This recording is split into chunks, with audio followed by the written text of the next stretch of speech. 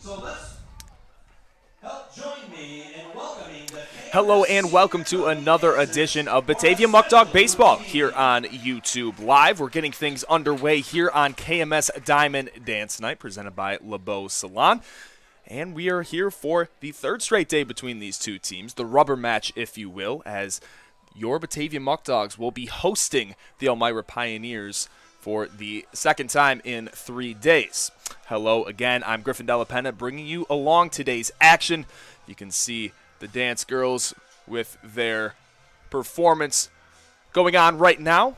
A little bit late of a start compared to normal with that anticipated 7:05 start.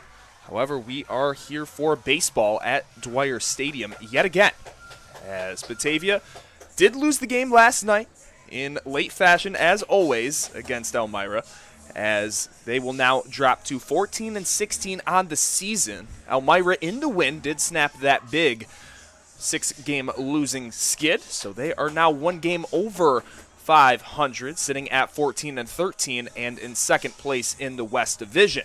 Batavia's going to send out Niagara University starter Tyler Prospero here tonight, as he has faced Elmira plenty of times this year.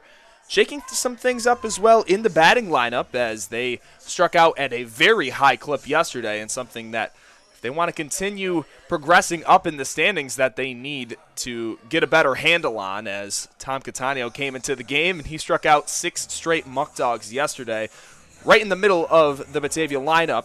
And with them coming out to that early lead, again, the bats kind of hibernated throughout the game and started to come back as they were down 8-4.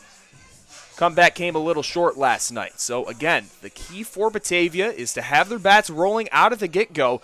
And once they have a lead, to sustain that lead over time, as we've seen Batavia kind of have that issue with giving runs back right after scoring runs. And as an entire pitching staff, that has been the message that has been sent across by Skip Martinez and assistant coach Tony Brewington.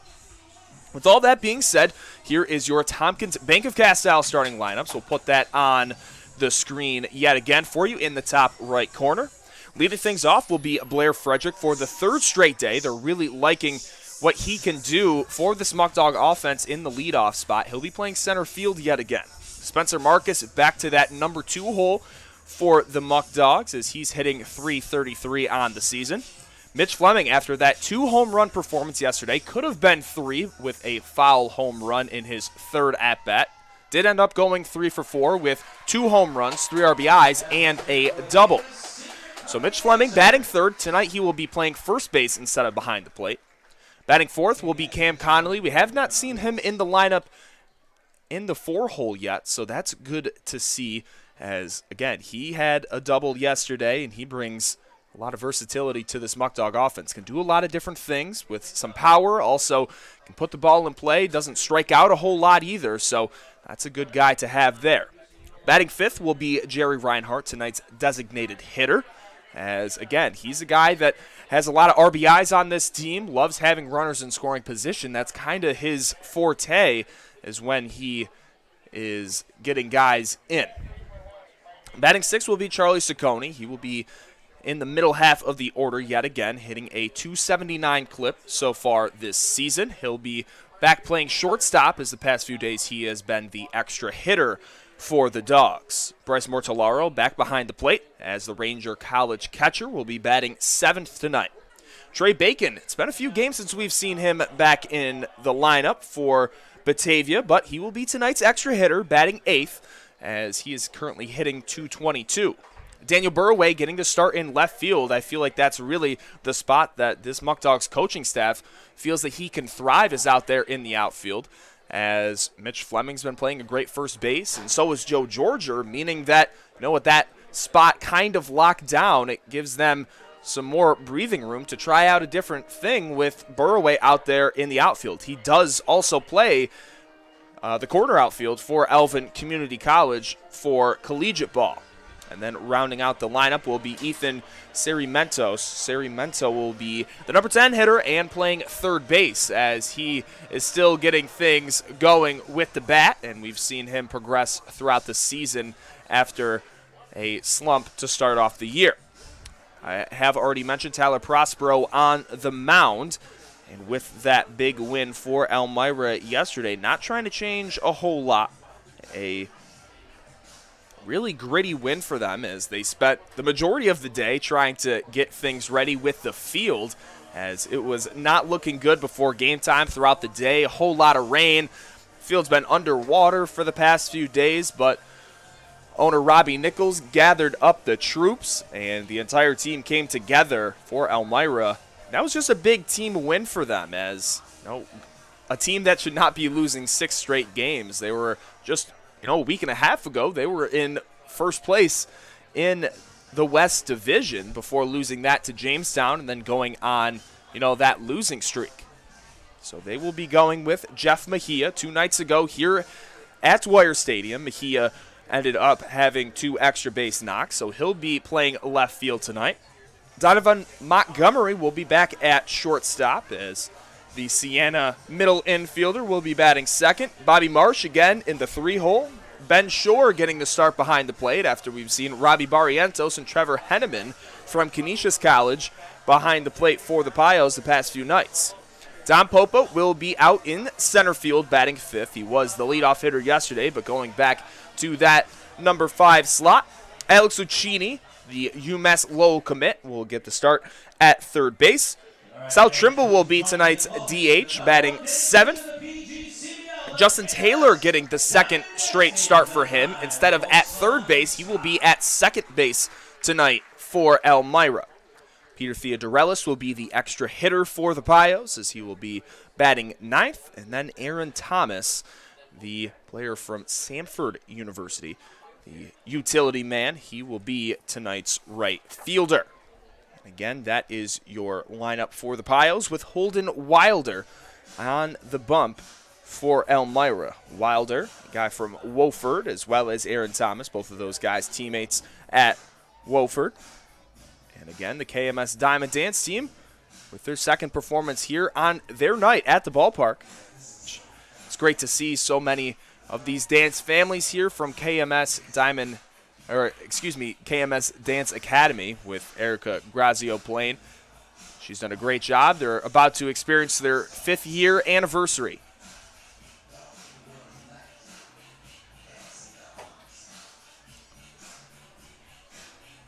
Again, we will quickly bring you through the West standings as well after last night's game. A few other rainouts that affected the standings. So Jamestown actually split a doubleheader with the Niagara Power, so their record now is sitting at 21-8.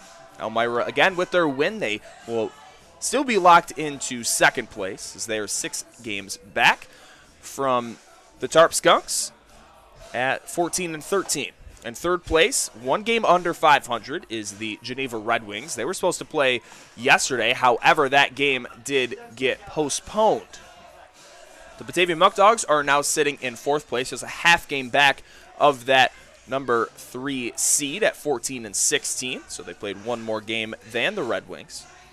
The Niagara Powers sit at 12-17. That'll put them 9 games back of Jamestown and just 1.5 back of 4th place from the Muckdogs. And then in last place is the Newark Pilots, as they're 10.5 back, so they have a lot of ground to work up with their 10-18 record. Again, we have KMS Dance Team still warming up here. We have the bullpen still getting ready, as baseball will be played here shortly. That was Lydia Warr going way up there in the air. So they're getting a lot of cheers here. And Dewey now coming out on the field. If you have not seen it already on our social media platforms, I actually did the ALS Ice Bucket Challenge today, as Joe Puccio from the Utica Blue Sox nominated me for that challenge, and I ended up nominating the broadcaster for the Elmira Pioneers, John Clement, as well as the Auburn Double Days. So that's a great event, and Dewey was actually the one to dump the ice bucket on me. So if you have not seen that yet, look on Twitter. Believe that I will be putting it on Facebook now as well. So with the Batavia lineup that I've already told you and is on your screen, we will put some music on for you, and we'll be back here shortly with first pitch coming soon for your Muckdogs.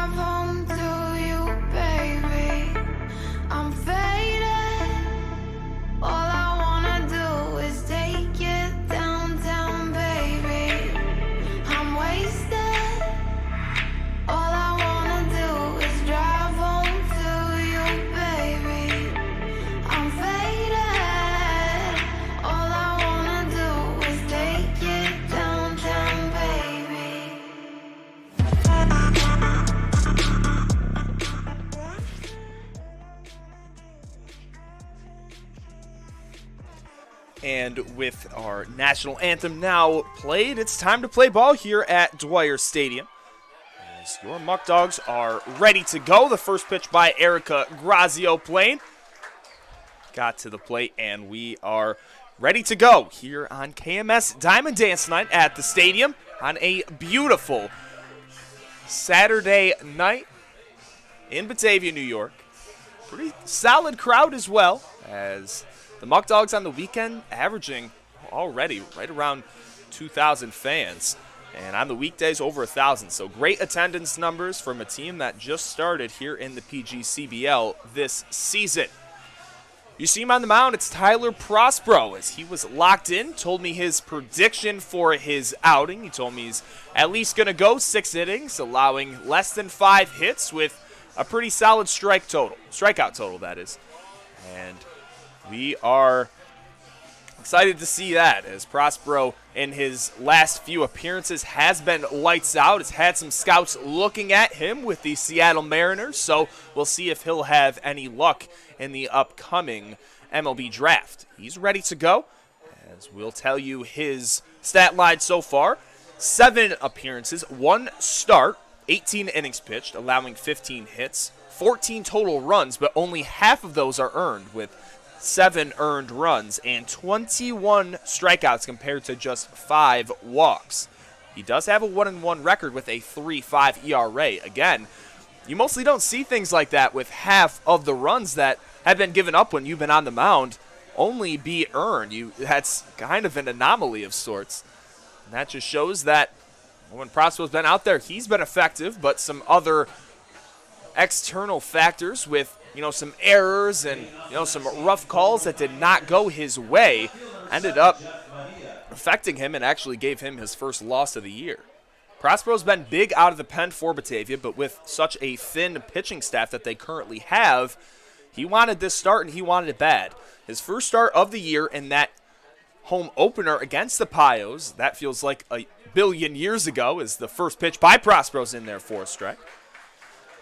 Feels like forever ago. However, in that start on June 4th, you could tell the nerves kind of got the best of him, with over 3,400 fans here in attendance in a park that only has a capacity of 2,800. It makes sense that he was a little bit rattled in his hometown. That pitch swung on and hit out towards right field. Chasing after it is Spencer Marcus, and he will make the catch.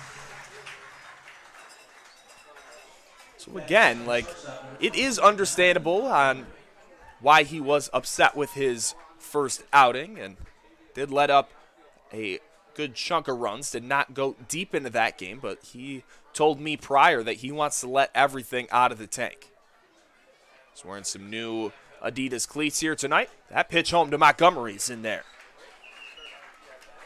Has a plus fastball, now ranging from about 88, so we've seen it get to 92 with that slurve. That is his money pitch. That's his big swing and miss pitch. That one's hit softly to Ethan Sarmiento. Sarmiento will throw it over, and with the stretch is Mitch Fleming, and there will be 2 outs now. So, Sarmiento with the strong throw. And again, first pitch was at 7:16. Not too bad. I thought it was going to be a little bit later than that. So now here's Bobby Marsh after pretty quick at-bats there by the first 2 hitters in the Pio lineup. Here's Bobby Marsh. I think overall he's the most complete hitter on this Elmira squad. Now the Prospero trying to get some vengeance here against the Pios in a start here at home.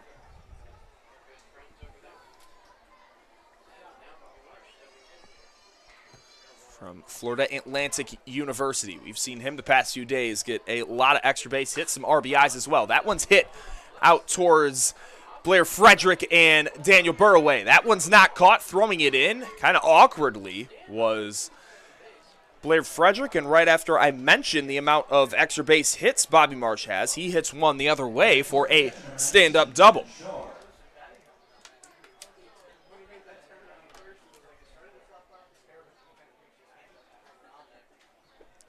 So Ben Shore due up now, the Auburn catcher, hitting .247. Did not play yesterday as he got the night off. Did have a hit 2 nights ago.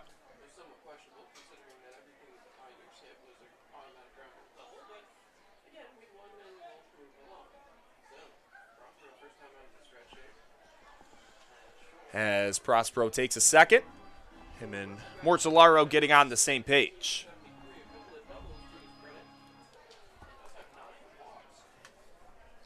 Prospero again, he just couldn't really tell what the sign was, and he's telling Mortellaro to come out and meet with him quick.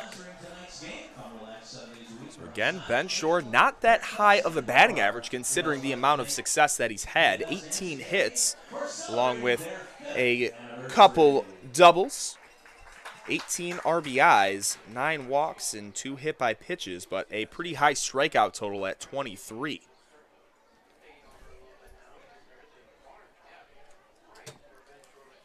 That one swung and hit high, and that one's going to get out of play. Again, not a very deep backstop here, comparable to what we saw last night at Dunn Field.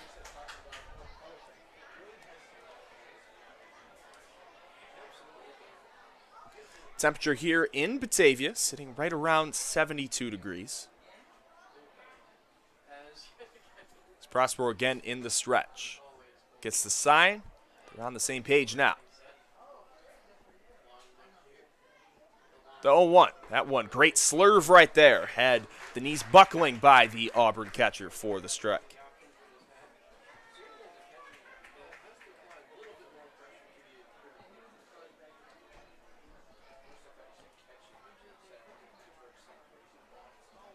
Prospero again trying to get his final out here in Strand, the runner at second base. That pitch home is up and in to Shore.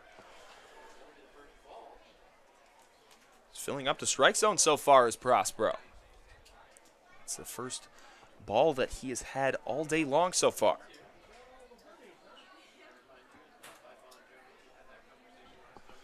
Here's the 1-2. Prospero gets set, trying to get his first strikeout as well. That one change up outside, just misses.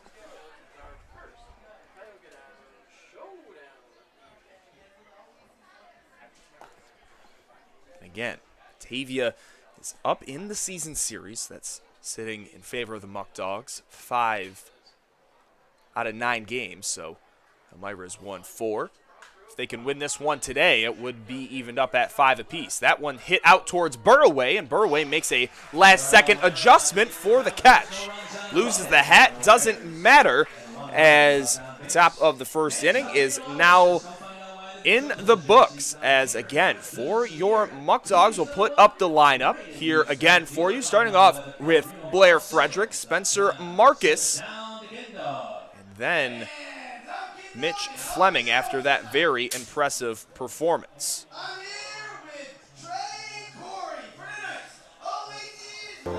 I'm just a mess, oh yeah. What you do just makes my head spin, oh yeah. So put your loving on me and I'll take it slow, and we can dance through the night to the radio. I'm not feeling so high off the ground, but when I look in your eyes, it's like there's nothing around, oh no. How could you do this? You're such a mystery, you cover the bruises and make me feel relief. All your love and nothing more. You left my heart out on the floor, and I can't live if it ain't true, 'cause I still love you.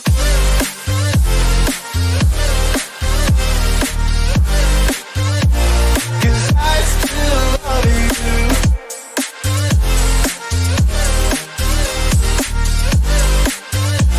'Cause I still love you. What?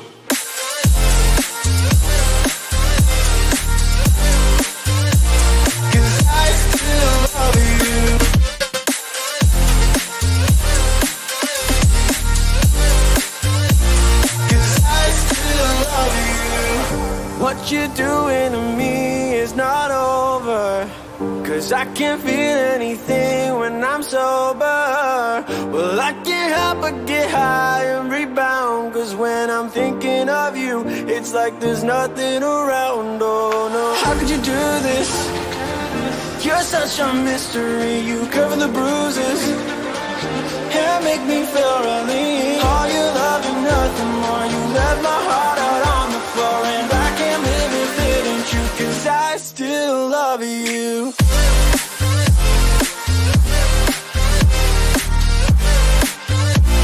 'Cause I still love you.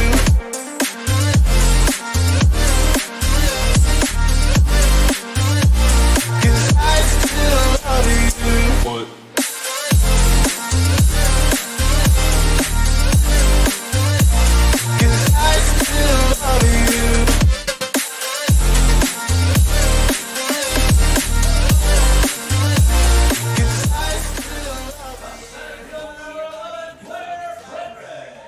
And now due up first here is Blair Frederick, the leadoff hitter for the Dogs. They're ready to go for their first ups of the game. Walk-up song, today was a good day. Hopefully it is for Batavia, as they're looking to get another big win against the Dogs. First pitch home. That one inside, called for a strike to Blair. Again, the Xavier University at Louisiana two-way star, the dual pitcher and outfielder. That one outside corner by Holden Wilder, again from Samford University. Wilder, so far this year, for start, 16 2/3 innings pitched, 29 hits allowed, 14 earned runs. So a guy that the Muckdogs should be able to jump on early and often with a 7.6 ERA. The highest ERAs on this Elmira staff. That Batavia does have a slightly higher ERA, as that one was bobbled by Taylor, and getting to first will be Blair Frederick. So he ran that one out. We'll see what they decide to give him there, and they're going to give Blair the hit. So both teams now with one hit apiece. Here is Spencer Marcus.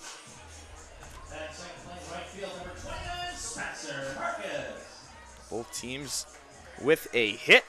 Let's see which team can score first. As that ball was hit hard off the bat of Frederick, he will reach. And that first pitch to Spencer Marcus is a strike. Marcus so far hitting .333 for Batavia. He's been sitting right around that number as he's gotten all the way up to 400, and that's just very hard to maintain. Still, he's had 105 at-bats with 35 hits, 22 RBIs. That puts him top two in that category. So back-to-back strikes on the outside corner by Wilder. We've seen time and time again that that's really the part of the zone that this Pioneer pitching staff tries to live at. Is at this level, if you can command that outer third part of the zone, you're going to be very successful. Roll over there by Spencer Marcus just to try to fight one off. They will get one, and then they try to get the second, and Marcus will be thrown out at first. So there's a 6-4-3 double play right there. That's a great pitch again by Wilder. That pitch was going to be a strike, fought off by Marcus. That's really all he can do, and a nice turn for the Pioneers. So here is Mitch Tank Fleming. Had a big day yesterday, as had a two-run shot in his first at-bat to put the Muckdogs out in front. There's a big cut there as he just let into two swings, and those balls were way over the wall in Elmira. Similar dimensions here as well, with higher walls. So if they were here at Dwyer Stadium, they would be moonshots way over the wall. As maybe Mitch can have his first home run here at Dwyer Stadium. That would be the Muckdogs' first home run here all season long. That one misses outside by Wilder. 2-1 count. So you can look at the field here. Field conditions are looking very good. It was a perfect day outside. I think that rain that we got the other day and yesterday did wonders for this field, as the dirt looks very good. Nice change up there. Looks hard. It was just playing so fast because we were so desperate for rain. Then we got that rain, and things are looking great. The grass looks even greener. And here is the 2-2. The pitch home by Wilder. That one runs in. Gets to the backstop as Ben Shore couldn't grab that one. So we'll see a full count here to Fleming. Again, had 3 hits yesterday, including a double and 2 home runs with 3 RBIs. 3 of the 4 Muckdogs runs were responsible from the bat of Fleming. Their payoff pitch, that one misses outside. And getting the free pass is the power hitter, Mitch Fleming. So Cam Connolly, that is a sort of power hitter.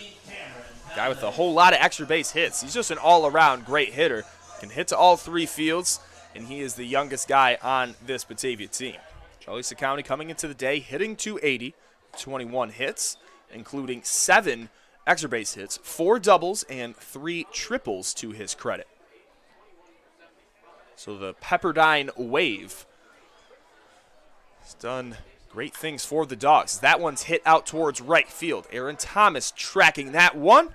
He'll come up and make the catch. So both teams have a hit in this one. Leave those runners stranded, as your score will still be 0-0 with Tyler Prospero making his way back to the mound for your Batavia Muckdogs.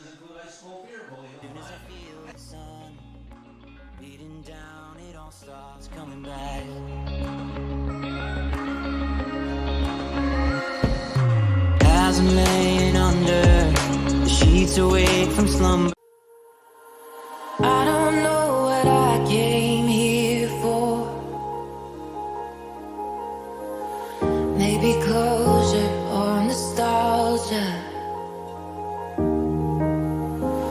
Don't recall how I even got here. Chances are I'll never see you. It was cold with our hands in pockets. Bitter snow in late November. If it was over, I never saw it. Where were you when it was empty? And where are you now?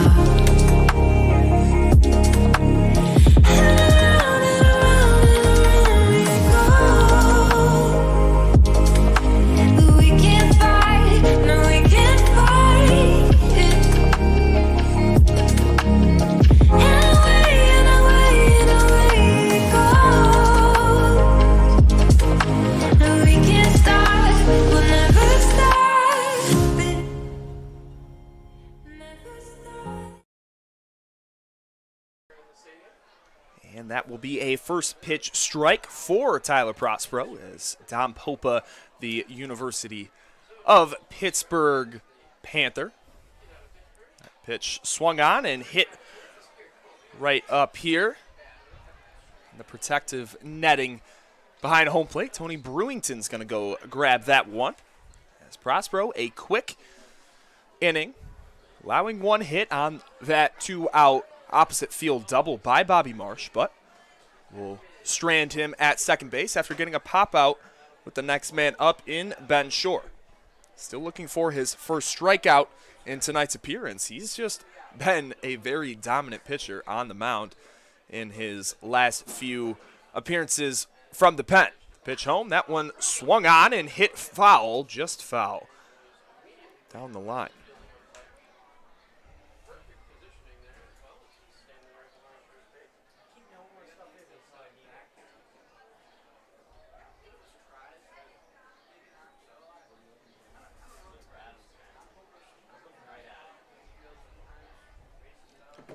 That pitch home, runs inside and rolling on that one.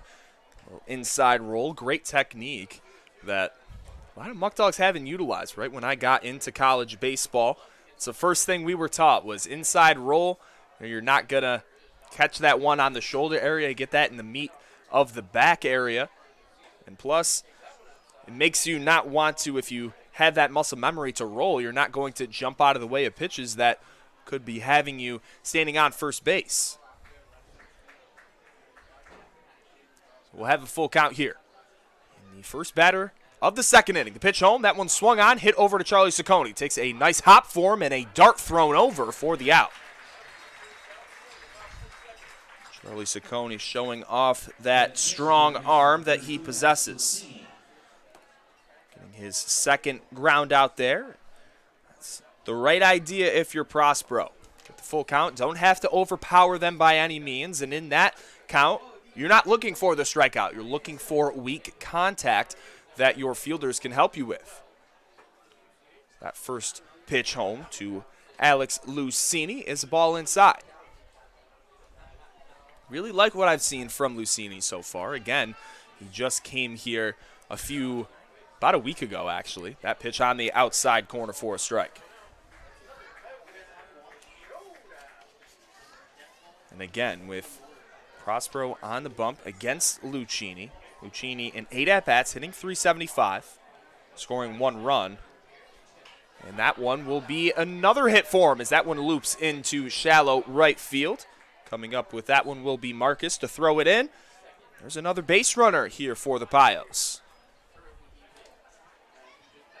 Batting seventh, designated hitter number 14, South Trimble. So South Trimble from George Mason, saw him before the game, about an hour before game time, right when the Elmira bus got here. He was just looking around the stadium. He was taking pictures of some of the artifacts that we have here and some signage that we have on the back side of our main offices that just tell a lot about the history here of Dwyer Stadium. And I would say as a whole, with the teams that have came here in the past month and almost month and a half, as we currently with today's game are 2/3 done with the season. That is crazy to think about. In some ways, I feel like it went too fast. In other ways, I feel like I've been here for a long time. That one hit out in straightaway left field. Burraway with the catch. That'll make it 2 down.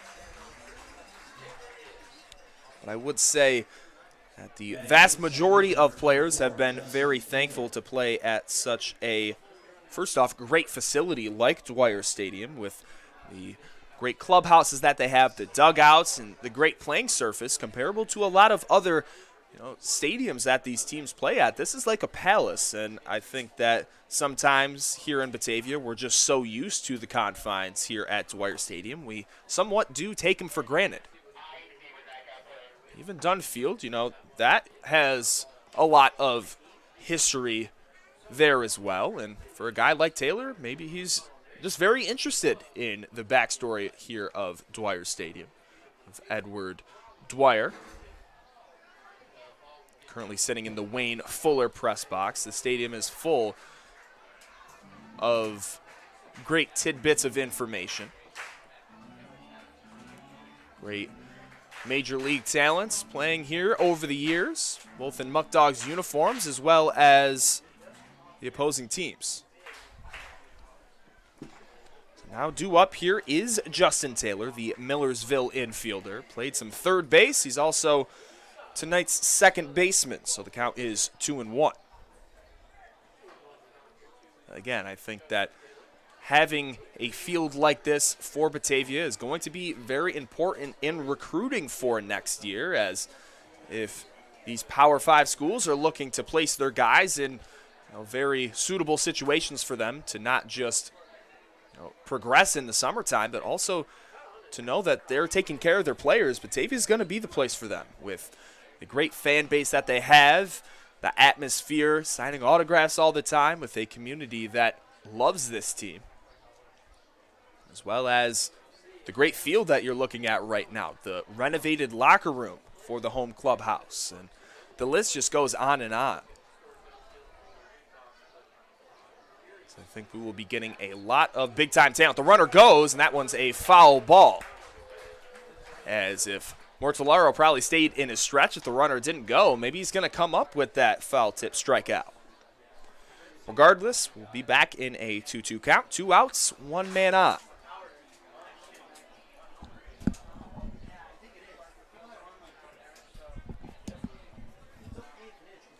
So Prospero back in the stretch. Again, he told me he's going to give it everything he has tonight. Stretch it out as long as he can go.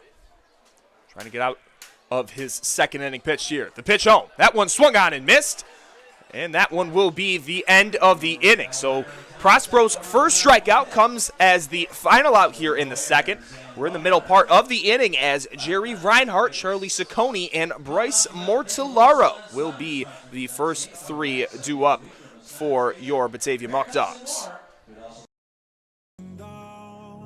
When the darkness takes my mind, when my eyes are filled with tears, then you're here, 'cause you're my safety net. When I fall, you pull me back again. You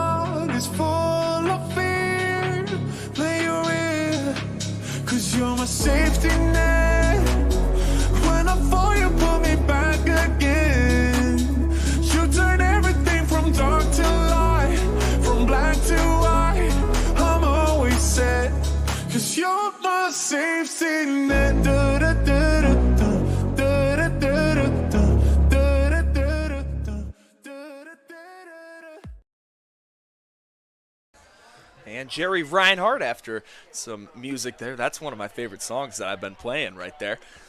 Jerry Reinhardt's first pitch home, outside corner, and in there for strike one. So the Batavia native and Akron Zip corner infielder swings on that one. There's a line drive into the outfield. Jerry Reinhardt with another hit on the season for him. Did have a big hit against the Pios back home in his first at-bat 2 days ago as he had that opposite field single. So with that hit for Jerry Reinhardt, that will be his 17th of the season. So continuing to get that batting average up. Now here is Charlie Ciccone. Ciccone already with over 100 at-bats, 29 hits, as he is second on the team in that category. That one misses low. Already 5 doubles, 3 triples, 15 RBIs, 6 walks, 9 total walks compared to 20 strikeouts. So that is a category that Charlie has been working on. That one misses outside. So a good count here to do some damage. The 2-0 with 1 man on as Batavia picks up their second hit here in this one. Elmira also has 2. So Holden from Wofford. The pitch home. That one the 2-0. Great location on that. Watching it for a strike is Charlie Ciccone. And with the draft approaching, it'll be interesting to see if we will have Charlie for the rest of the season. There is a weak roll over there. That will be a foul ball. As Charlie's been looked at pretty seriously by scouts. You know, there's always times where scouts come and they say that they're interested, yada, yada, yada, but the formal process has been made by the Orioles, and he could be a late-round selection for them. We will be keeping their eyes as an organization when the Baltimore Orioles are on the clock. That one's fouled away, and Reinhardt was going on that pitch, so he'll make his way back to first.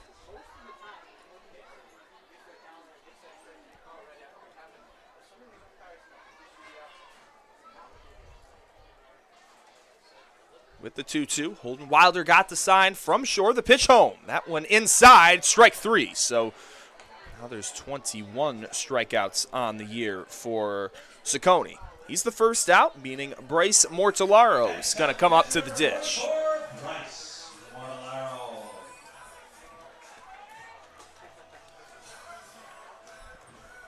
Even though the team batting average is sitting at 247 for Batavia coming into this game, they've been piecing together a lot of great at-bats. And I think that the batting averages across the entire league were very high out of the gates. As felt like every single game for the first week and a half of the year was very high scoring as pitchers were still getting used to throwing to guys all across the leagues. I don't know. It's just something new for them. And since the pitchers have limited the walks and hitters have had to work a little bit more. That one swung on, hit over to third. Lucchini will go for 1, and they'll get the double play. So the second double play of the day for the Pios with 2 innings in the books. That is not really seen too much, so we will head into the 3rd inning now. But before doing so, we will thank our first batch of sponsors with Eli Fish, Ficarella's Pizza, and Batavia Downs.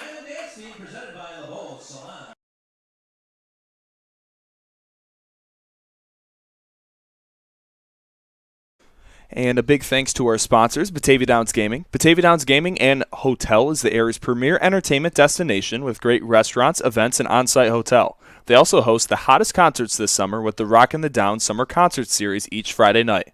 Be sure to check them out and get tickets at BataviaConcerts.com. Also, thank you to Ficarella's Pizza. Ficarella's Pizza of Batavia is where you can get your fix to satisfy your cravings for piping hot pizza, scrumptious subs, and mouth-watering wings. Every Friday, enjoy Ficarella's fabulous fish fry. Don't forget the fixed plate, fat wraps, and all your favorite pasta dishes, and they have blueberry and raspberry barbecue sauce that tastes great on wings. So when you have that craving for delicious food, get your fix at Ficarella's Pizza on Liberty Street in Batavia. And lastly, thank you to Eli Fish Brewing Company, the home of the Muckdog Ale.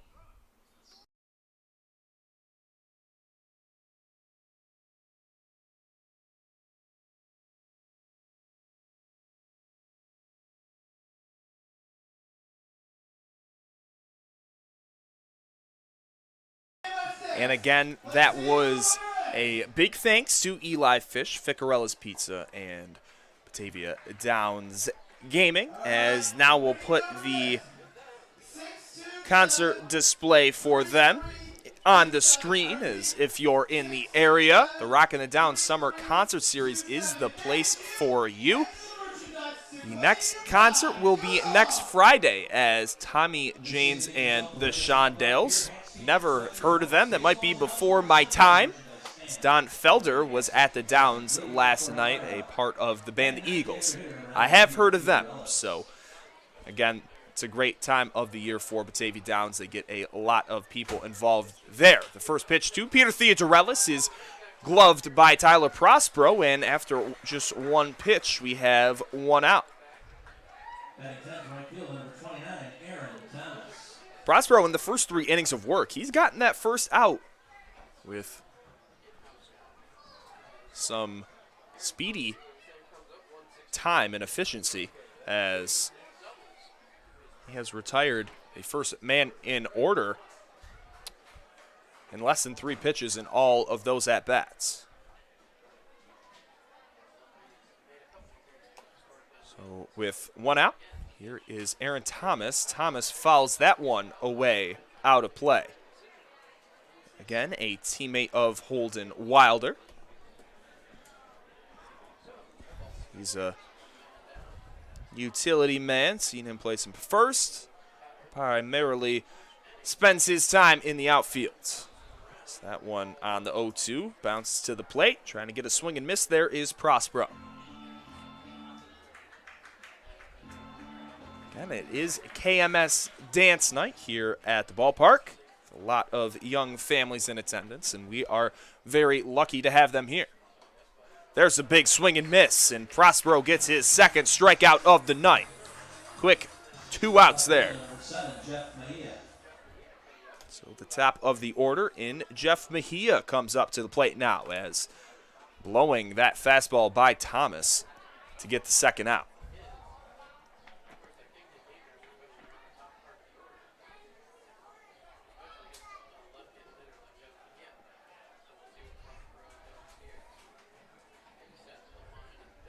That one swung on, hit down the line. Mitch Fleming will glove that one, steps on the bag. So in less than 10 pitches, Tyler Prospero starting to feel himself a little bit. You can tell he's feeling good here today.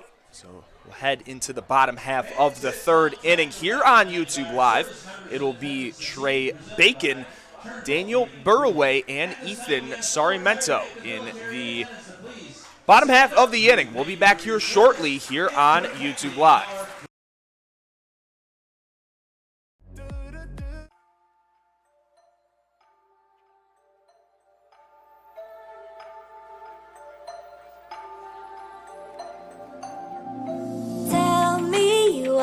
I try, it's all for nothing. You're my only vice.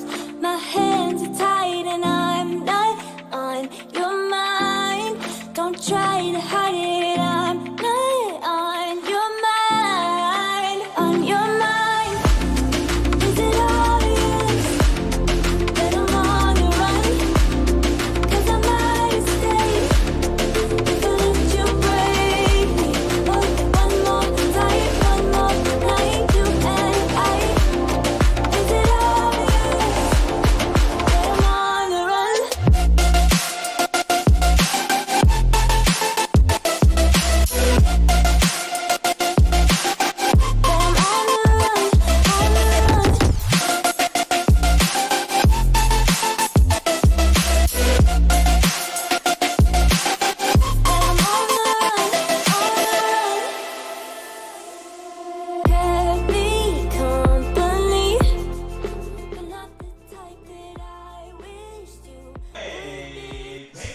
And batting first here in the bottom of the third inning, will be Trey Bacon. Trey Bacon repping a new warm-up walk-up song. So Wilder's back ready to go. He has forced 2 double plays here in the first 2 innings. A 6-4-3 double play as well as the around the world double play as he gets a ground ball there. Justin Taylor will bobble that one but makes an adjustment and will make the throw over for out number 1. Some hard contact over to Justin Taylor, and in both tries, he's had some trouble fielding these ground balls. So we'll keep an eye on that throughout tonight's game.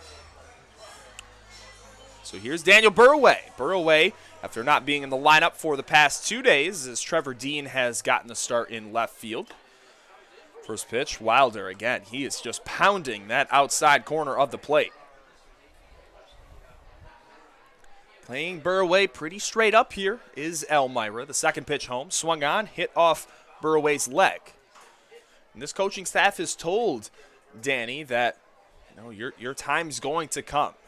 We're waiting on you. You know what you're capable of. It's just now putting it into action as he came out of the gates playing very well, hitting at a very impressive clip. But since then, he's had to make a few adjustments to his swing. He's just trying to now have the results come to fruition. The 0-2 yet again. That one, funky pitch there. Ben Shore might have not known what was coming as he had trouble getting to that one.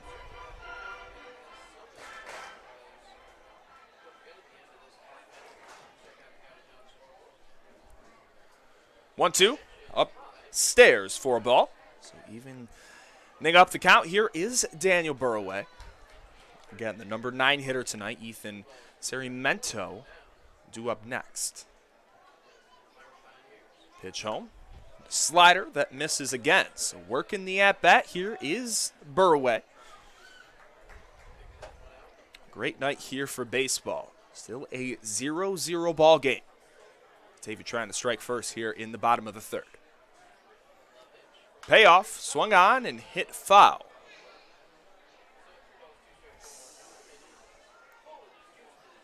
As we've already went a few times to pay off pitches here from Holden Wilder. We'll have another one. Swung on, hit hard out to left field. Chasing after it is Theodorelis. He looks a little silly out there with a back pedal, a side shuffle, but he will end up with the ball in his mitt. Actually, excuse me, it's Mejia. But it just been a little knuckleball off the bat. So a hard line drive out for Burraway. He still just can't find the gaps in the Elmira defense. So that pitch swung on, hit hard over to Lucchini. Lucchini gloves it, and there we go. A very quick third inning for both sides as going down in order. All putting the ball in play is the bottom half of the Muckdogs order. We'll head into the fourth inning as we're having a few more promotions from our in-game host, John Kindig, here on KMS Diamond Dance Night. Tyler Prospero, he's been impressive here so far. Let's see if he can have another goose egg on the scoreboard.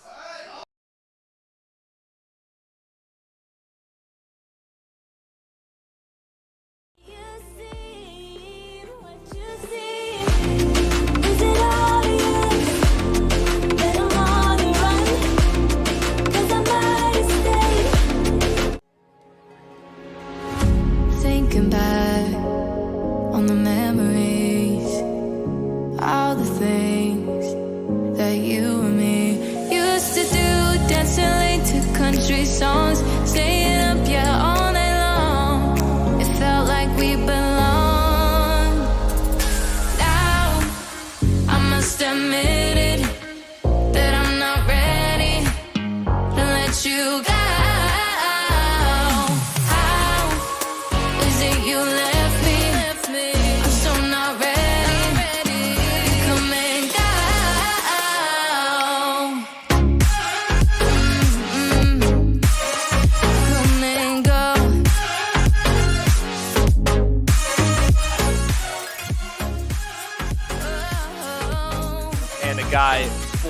for Muckdogs is not ready to let you down yet is Tyler Prospero. He already has 3 scoreless innings pitched here, trying to add another to his daily total, as so far his prediction doing pretty well that he told me.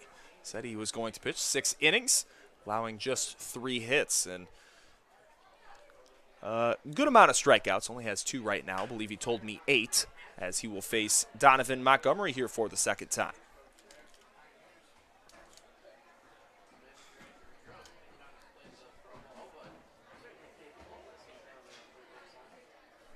So here is the 0-1 to tonight's shortstop, basically the everyday shortstop for the Pios. Slider outside corner. Nice pitch there by Prospero. Loves commanding the zone, and once he gets ahead, he is a very tough guy to do damage against. So here is the 0-2. The pitch home. That one watched, and that changeup just misses the outside corner. That was a perfectly executed pitch right there. Just barely missed his spot.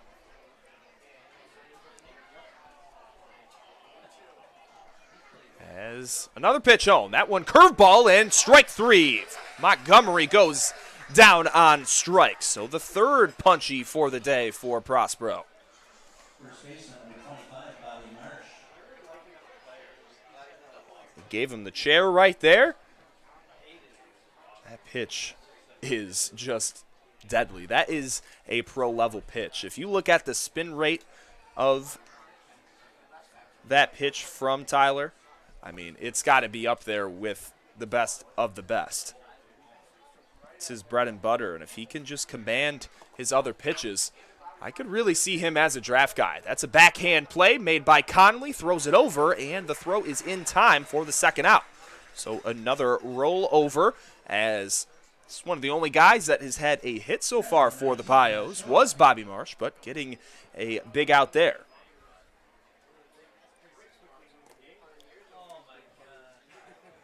And just heard in the press box that this is a quickly moving game. You never say that, because now this game is going to be about maybe 4 hours long.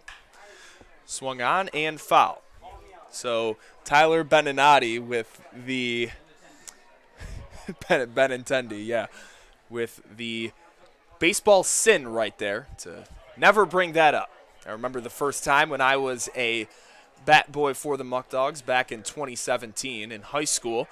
And it was my first game. I went out there to talk to the base umpire. He told me he wanted just a glass of water, so I'm going out there just trying to make small talk with this guy.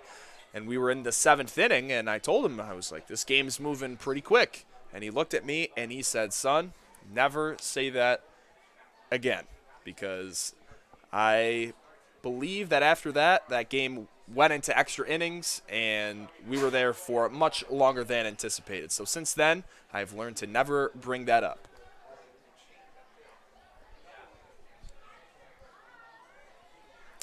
So after that story, it's Ben Shore, the 1-2 with 2 outs here for Prospero.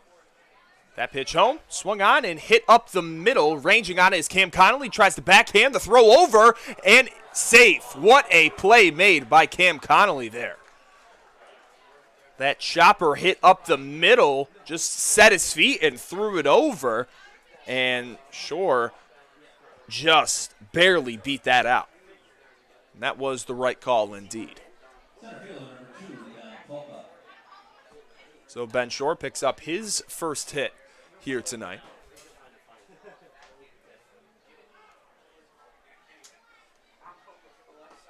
And Don Popa watches the first strike go by.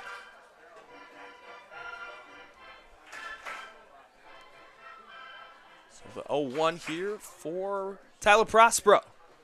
He has just allowed 3 hits so far in tonight's ball game. Throw over, not in time, as scurrying back there is the Auburn catcher.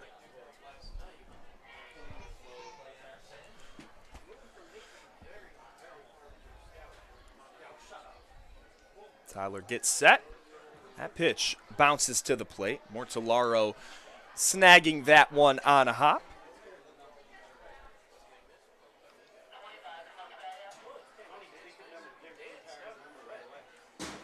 the sun at a very odd angle at this point in time. If you're hitting and if you're Bryce Mortellaro, it's going to be very tough. If you have a throw home, the ball would be right in the sun.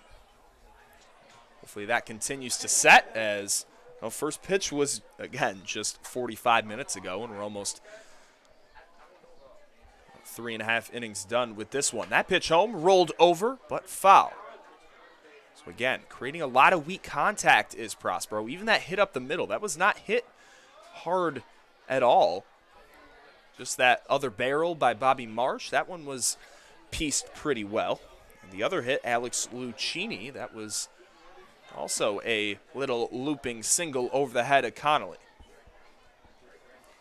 Creating that weak contact, good things will happen for you. That one misses high and outside. As if Prospero does want to make it to the next level, it would not be as a starter. He definitely would see his role as a middle reliever, and there's no issue with that. Bullpen arms are so vital to any team's success. That one fouled away off Popa's front leg, and scooping that one, just mocking the throw over, is Prospero. I'm a Dodger fan, so currently we're going through our woes in the bullpen right now. I've turned on the game last night on the bus ride home from Elmira, and there were two guys that came into that game that, I'm a pretty big Dodger fan, that I had no idea who they were. So that just shows that bullpen arms, they come and go all the time. Prospero could absolutely get his chance as he's going into his final year at Niagara. He's had a pretty solid career with the Purple Eagles out of the bullpen. Started at nearby Niagara County Community College, NTRIP, what is known around here. Matt Klinger-Smith has built a country-wide, very strong program in Division III JUCO baseball. They just made it to the World Series this past season, as Joey Battaglia now plays for the Thunderwolves. So we have a 2-2 count still, as following off a bunch of pitches is Don Popa. And Prospero getting set again. That pitch home, swung on and fouled. So back to the Tyler Prospero story. Started at, actually he was here at Batavia and then went to Notre Dame, the private school here in Batavia. Played his high school sports there. Went to NTRIP before needing Tommy John surgery and decided to come back home after he was basically not asked to come back to NTRIP due to his injury. They are just a pitching factory there, and they didn't have a spot for him. So he came home, was a part of the Cougars as that one is popped up in the air, and then made his way to Niagara, where he has spent the last 2 years. Prospero fired up. He continues to grind his way through this one, as now 4 scoreless innings. We will head into the middle of the 4th inning. And during this time, we'd like to thank our next batch of sponsors: Alex's Place, Tompkins Bank of Castile, and Dr. Noah Hoy.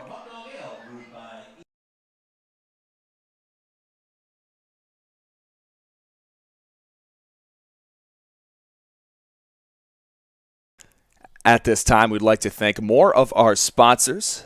Noah Hoy Chiropractic. This game is sponsored by Dr. Noah Hoy, the official team chiropractor of the Batavia Muckdogs, located at 184 Washington Avenue in Batavia. For an appointment, please call 585-343-9316. Also, a big thanks to Alex's Place for the best ribs in the state, as well as Tompkins Bank of Castile. Tompkins Bank of Castile is a community bank that was founded back in 1869. They now have 15 offices in 6 counties across the western New York region. Services include complete lines of consumer deposit accounts and loans, business accounts and loans, and leasing. In addition, insurance is offered through an affiliate company, Tompkins Insurance Agencies. Wealth management, trust, and investment services provided through Tompkins Financial Advisors. So a big thanks to Dr. Noah Hoy, Alex's Place, and Tompkins Bank of Castile.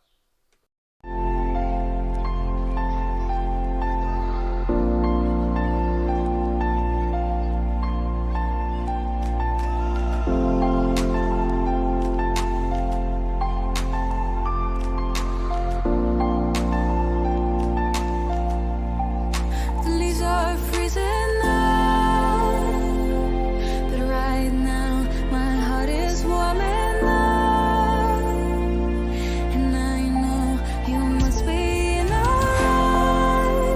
rush to get home before the dark will get to you. And I will leave the light on, I'll play your favorite song. My arms are open wide and I will keep you warm. Hold me close tonight and I'll melt away the cold when you get home. Number 11, Blair Frederick.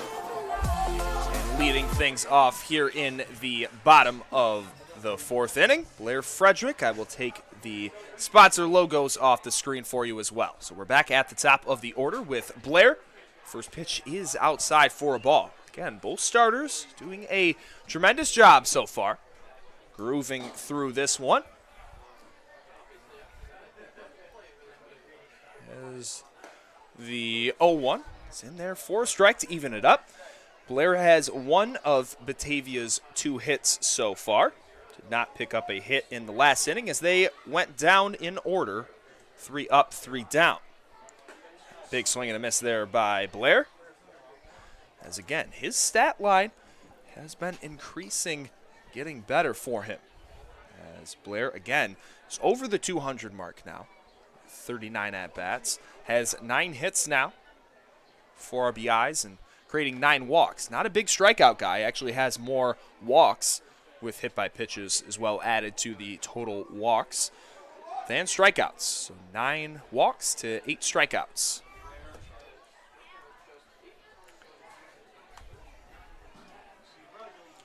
One and 2 count. The pitch home.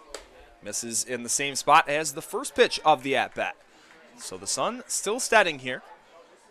Baseball being played here in Batavia with a lot of fans in attendance. Again, tough angle with the sun here tonight.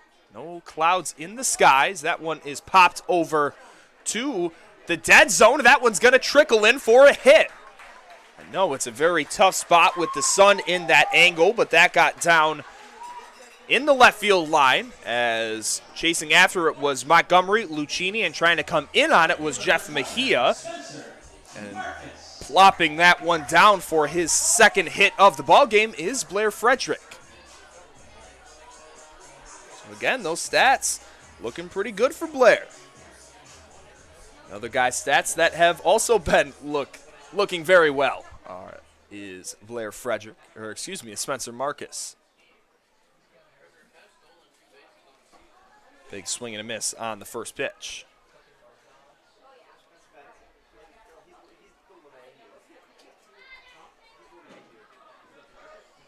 It's Holden Wilder in the stretch. Just let up that leadoff hit to Frederick. He will check over on him.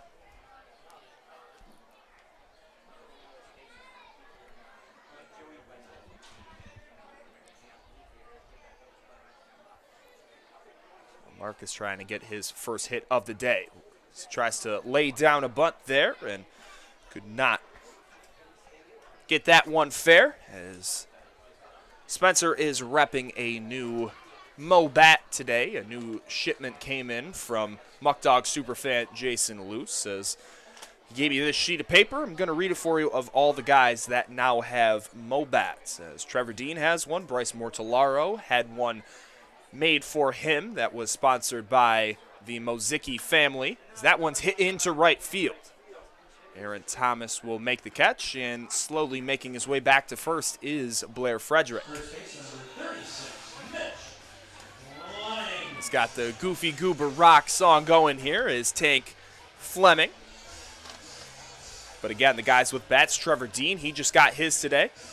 Bryce Mortellaro. Charlie Ciccone has some coming in, but he actually does not know that yet. Ethan Fresca was presented his today. Spencer, again, was the guy that I originally mentioned that has a Mo bat. Mitch Fleming also has one, and maybe the reason why he's been swinging a hot bat. Michael Florides had one sponsored by James Mitchell.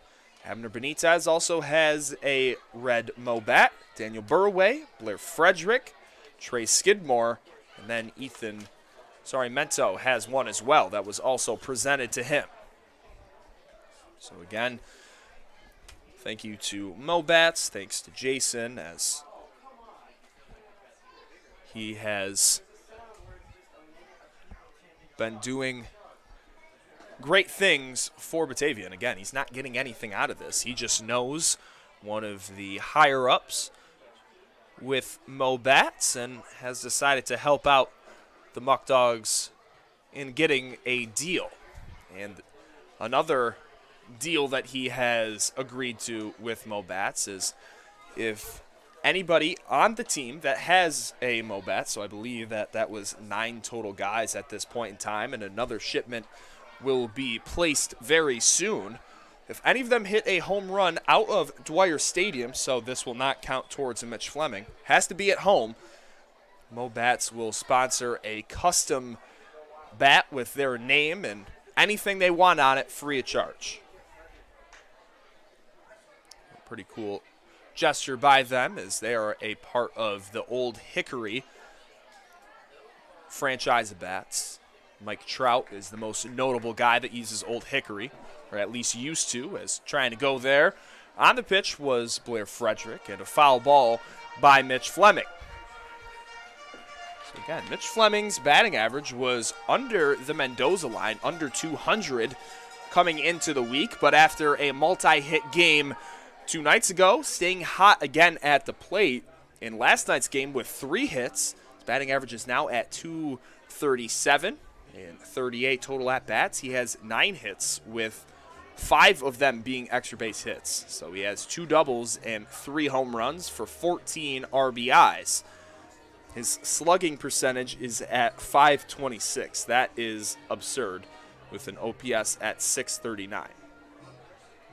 Or 901, excuse me. Trey Bacon's is at 607. I was going to say that would not make too much sense. 901 on base percentage is pretty dang good. So the 1-2, that one tipped right in front of the plate, was in fair ground. Making the throw over will be the catcher, Ben Shore. So advancing 90 feet will be the lead runner, Blair Frederick, as there's now 2 down here in the 4th. Second baseman number 15, Cameron Conley. So just moving the runner along there is Fleming.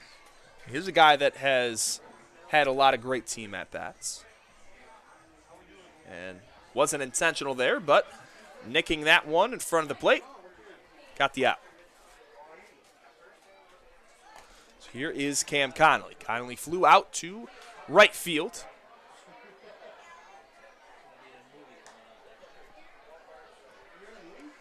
And it is 0-1.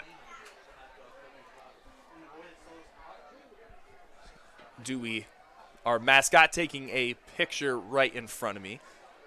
It's pretty awesome to see. Again, a lot of kids in attendance with young families, dance families here tonight for KMS Dance Academy night at the ballpark.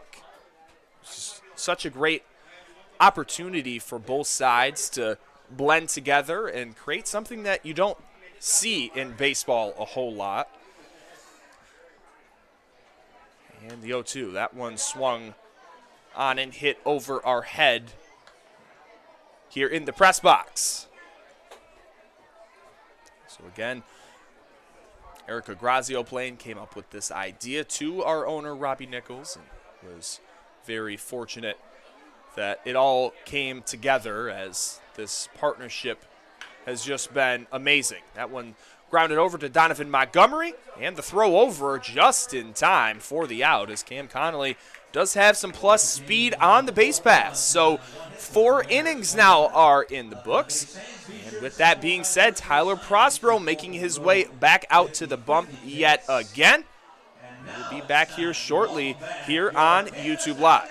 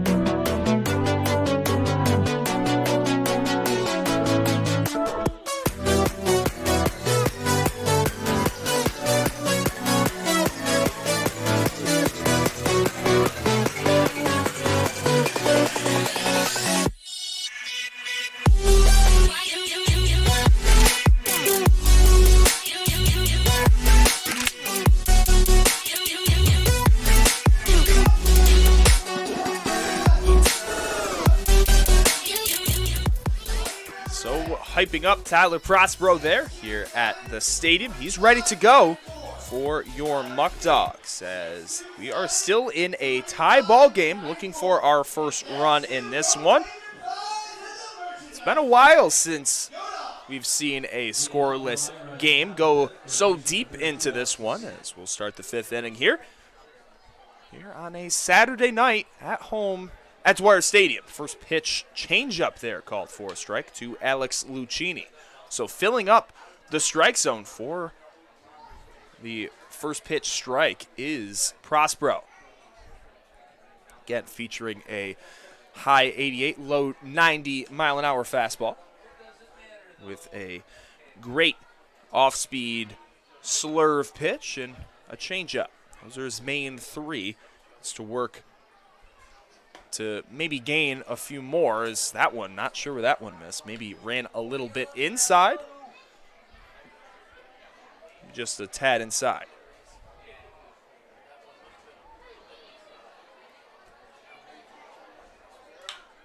That one swung on, hit down the line. Mitch Fleming gets a glove on it to make sure it doesn't trickle into the outfield. And he'll make sure it's just a single there, as it's, again, got some leather on it. Was Mitch Fleming, so that will be a hit. So 4 hits for Elmira. That was a fair ball. Definitely was fair.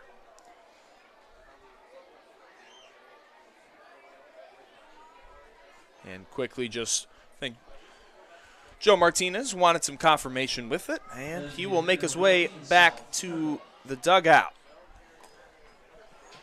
Again, a total of 7 hits so far between both of these teams. Still no runs on the scoreboard, as both teams have left some runners on base. That one, a bunt squared around. They save that.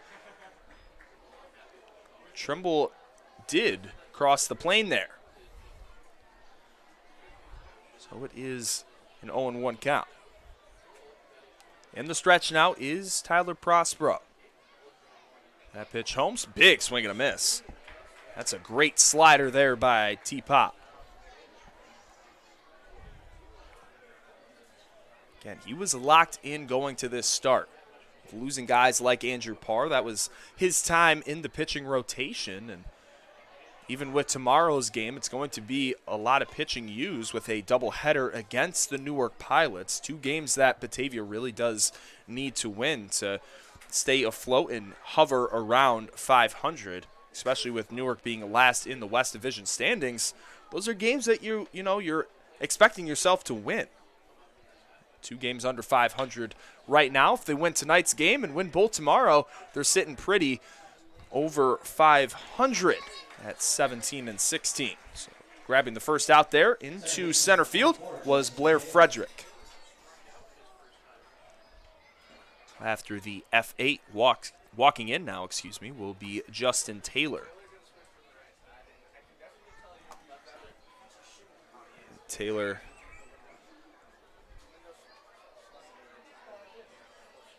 is a left-handed hitter. Struck out in his first trip. Saw him have only one hit yesterday.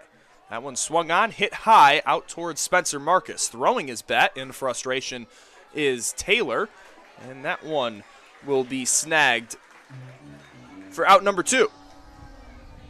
So Prospero really using his fielders all across the board, outfielders and infielders. Doesn't need to just do it all himself. So we have seen him do that. He's mowed down teams like Newark, and he's had some great performances against Elmira. The bulk of his 7 appearances coming into this one, I'd say at least 4 or 5 of them have been against the Pios. Here's Peter Theodorelis coming into this one, hitting over 300. Not an everyday player in the outfield or an extra hitter, but when his number is called, he's been a great guy off the bench. Prospero starts off the count with a strike. No surprise there. Second pitch, slider, strike 2. And getting out of the way of that one was Theodorelis. He's talking about it. Believe that one is definitely in there. He just got out of the way a little too early on it. So 0-2, 2 down.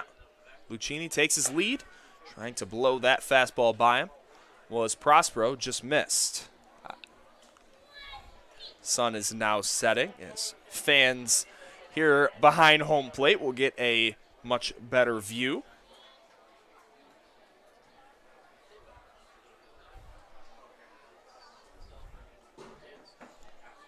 Swung on, hit over to Cam Connolly. Takes a clean hop, and he'll take the easy way. A little flip over to his infield mate, Charlie Saccone.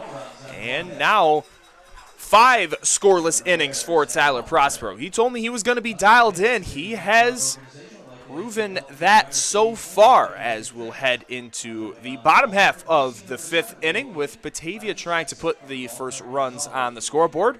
We'll put the lineup for you as Jerry Reinhardt, Charlie Saccone, and Bryce Mortellaro will be the first 3 up for your Muckdogs in the bottom half of the 5th inning.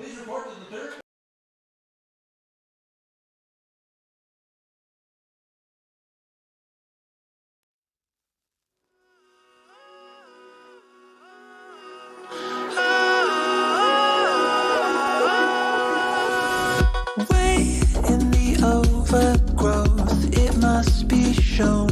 She's waiting for you deep in the jungle. There's an animal who can't be lied to. She's coming for you, she's coming for you. Don't resist, got nothing to lose, nothing to lose. What's to miss? She's coming for you, she's coming for you. Don't resist, got nothing to lose, nothing to lose. Get out of your head.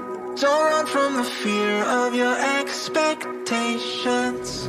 Hey, get out of your head. Don't run from the fear of your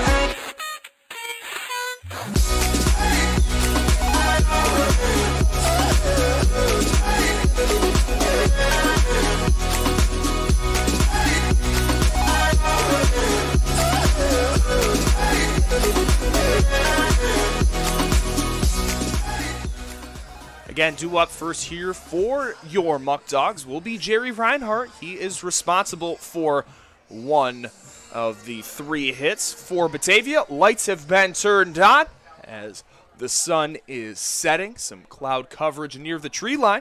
And the first pitch to the Muckdogs designated hitter tonight is in there for strike 1. Again, you're watching Batavia Muckdog Baseball here on YouTube Live. It's great to have you with us. That one swung on, and Jerry Reinhardt's big night continues as that one gets down. Rounding will be Jerry Reinhardt. The throw in, not in time. Stand-up double, and we see that Selly again from JR. As Reinhardt with that stand-up double. It'll be his 2nd hit of the day, but it will also be his 4th double. Had one of those less than 2 days ago. The shortstop, number 5, Charlie Sanconi. Jumping on that one, seeing the ball very well out of Wilder, as the only guys with hits so far for Batavia are both Reinhardt and Blair Frederick. Both of them 2 hits apiece. And getting back there is Reinhardt. Again, Reinhardt does have a lot of speed, and with Sacconi being a left-handed hitter, we'll see if they try to manufacture a run here, maybe bunt Sacconi, and they will, but it was foul. Again, Batavia's success rate on bunts has to be less than 33%. Very, very been an issue for them, as seems like continuously throughout this year in spots where you need to get a bunt down, not been able to.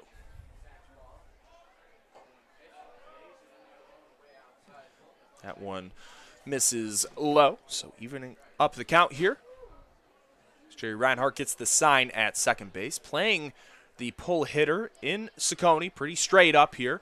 Actually a fairly large hole with Justin Taylor shaded closer to the second place bag. That's due to the bunt. That one misses in. So we'll see if Charlie does try to put down the bunt for the second time on a pitch in the zone. And the man on deck is Bryce Mortellaro. We've seen him put a few bunts down. He's a very team-oriented guy, so that comes to no surprise, as that one was fouled and to the backstop. The biggest thing that I've seen from the Muckdogs as a whole when they're trying to put a bunt down, I feel like they almost let go of the bat. Like they are not gripping the bat with some authority and actually seeing the ball hit the bat, as that will basically do the same thing as a bunt, as Charlie Sacconi has a roll over to the right side, and grabbing that one will be Marsh. Covering is the starting pitcher Wilder. Making his way to third regardless if the bunt was put down is Reinhardt. And that's why I said that in the beginning of the bat, because even if he tries to hit a ball on the right side, does the same thing as a bunt, but we got the best of both worlds there. So here is Bryce Mortellaro. That one swung on, hit through. Bryce Mortellaro, first pitch he sees, he puts the Muckdogs on the board, as that will be the 5th hit for Batavia. First pitch swinging there, Jerry Reinhardt scores, and Bryce Mortellaro credited with that RBI. And Batavia will take the 1-0 lead here after the single by Bryce. That will be his 6th RBI on the year.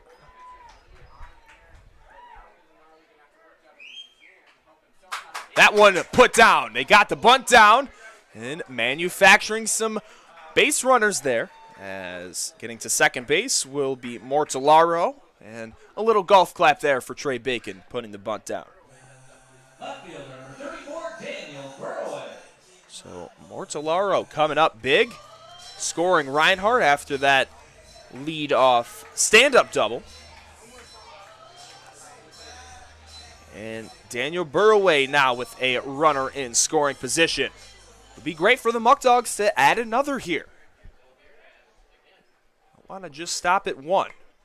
Let's keep it going. That one misses low and outside.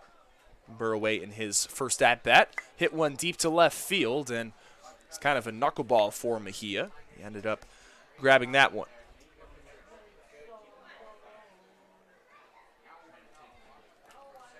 That pitch home, outside of the plate for a strike.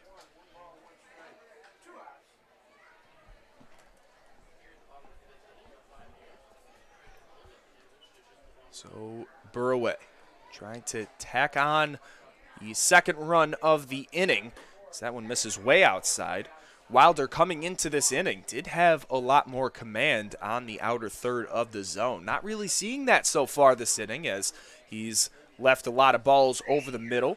Reinhardt took that off-speed pitch into the gap. That one misses high as well, and Wilder kind of getting away with a mistake there, as that one got a lot of the plate, and only being able to follow it back was Burraway. Again, that fastball to Mortellaro that he jumped on, that was right in his wheelhouse, and just putting a ball out there is the first baseman in Burraway, and faking a throw there to trying to get Mortellaro at third was Montgomery. He won't throw it over to first, as that would have been a tough play to make. Lucchini can't make the play on his outstretched glove. Now there's runners on the corners, so Batavia taking a page out of Elmira's book, as the past 2 days they have been great with 2 outs. And this bottom of the lineup doing a great job trying to put the Muckdogs out on top, which they have already done. That one misses low. So the count is 1-0 to Mento. 6 hits for Batavia. Pitch home, swung on, hit foul off into the parking lot. And Mento coming into this at-bat, 5 hits, 3 doubles, 1 RBI. He gets a base hit here. He'll have another one to his total. That one bounces to the plate. Great block there by Ben Shore. That one he really had to get out to the righty batter's box. And the biggest thing with that one is you want to funnel it back to home. If he just tries to stick that one in front of the plate, it might take a weird ricochet, and Mortellaro could make it home. That one outside corner just misses, as that's been a money spot for our home plate umpire here tonight, and that time would have just been a little too far out for his liking.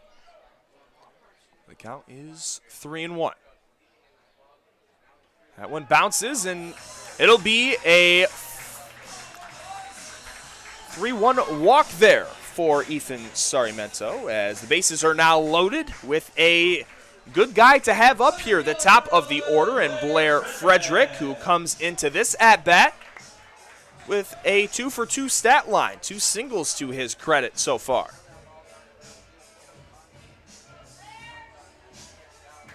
So a great guy to have up in this situation. That is why he is the Muckdogs' leadoff hitter as of late, and I believe it'll stay that way unless he's on the mound. Taking a called strike on the inside half to the left-handed hitter in Blair Frederick.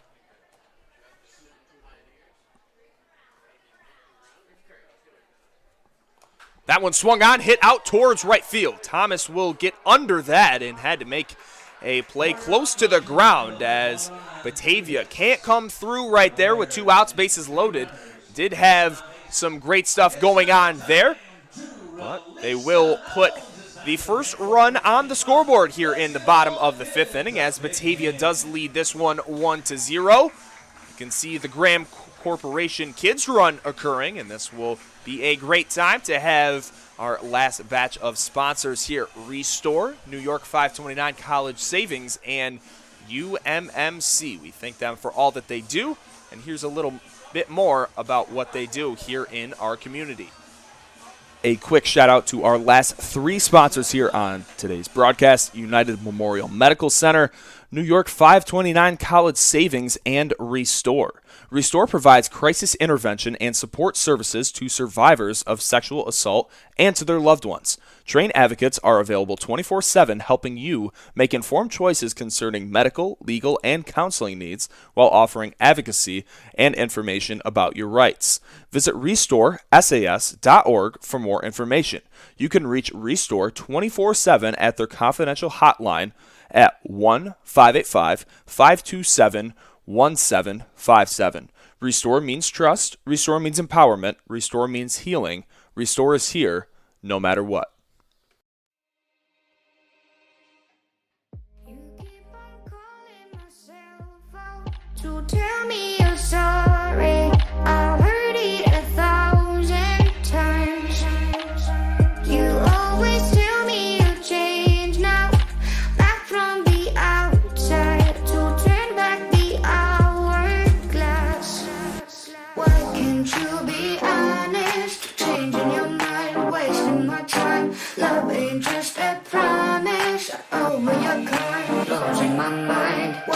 Won't you be honest? Changing my mind, wasting my time. Love ain't just a promise. Over your kind, losing my mind. And I think this music that I'm playing in today's broadcast is helping Tyler Prospero out there on the mound as we will move Restore, New York 529 College Savings, and UMMC off the screen so you can see Tyler Prospero continue to groove in this one. As there's a first pitch ball to the number 10 hitter, Aaron Thomas. That's up for the second time today. He struck out on an elevated fastball that was just blown right by him. He's the first hitter here in the sixth. Chasing after that one is Ethan Sarmiento in foul ground, and actually making the play will be Daniel Burraway. He puts out his mitt and will snag that one near the Muckdog bullpen. Is Sakowny, Sarmiento, and Burraway all trying to get that one, and Burraway just kind of lays out his glove, and we'll take it. Again, Prospero still out on the mound. We'll see how long that occurs, as really nobody's getting too warm here in the Muckdog pen. Just some guys warming up of sorts. So trying to put down a bunt there is Mejia. That was a great bunt, and that will be the fifth hit for the Payos. As playing back there was Sarmiento. He was just coming back from running deep down the left field line. And a smart bunt there for Mejia. So I really like how he plays as well, the outfielder from the University of Maine.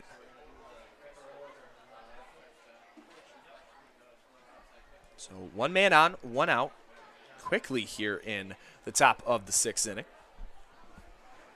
With Donovan Montgomery due up here. Slider just misses a little outside for Prospero. As from my knowledge, after talking to the coaching staff, they want to see how long Prospero can go, and Carlos Rodriguez will definitely be pitching today as well. He's had a lot of success against the Payos. A lot of success against really anybody that he's faced since he had some walk troubles earlier in the year. He's doing a great job limiting the free pass, and that strikeout rate continues to climb for him.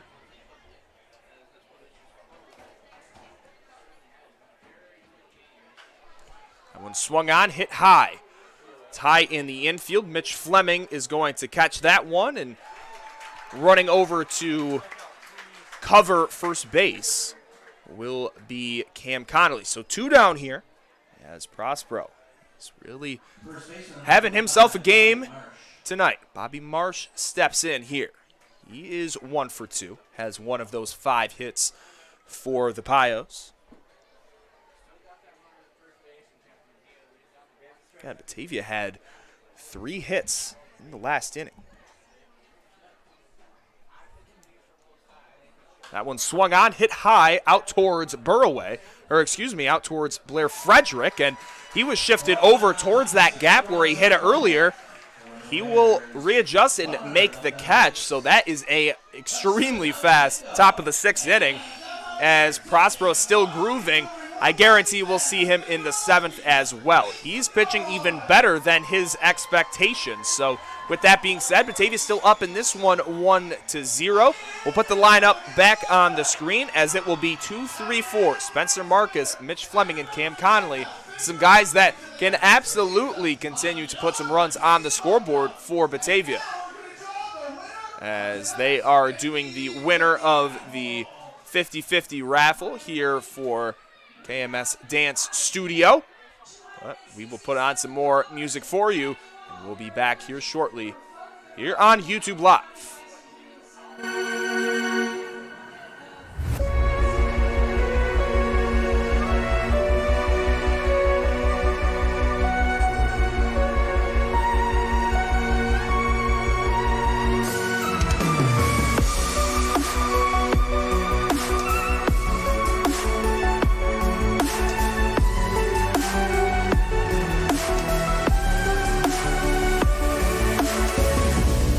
Still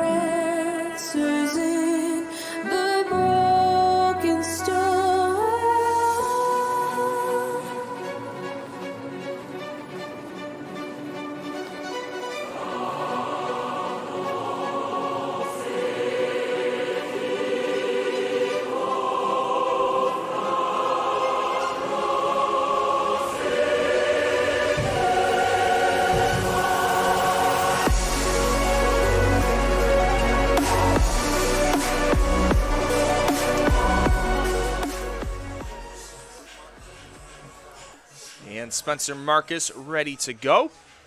He'll step in to start off the bottom of the 6th inning here on YouTube Live. Again, thank you for watching today's coverage as I'll move the lineup graphic. That first pitch misses.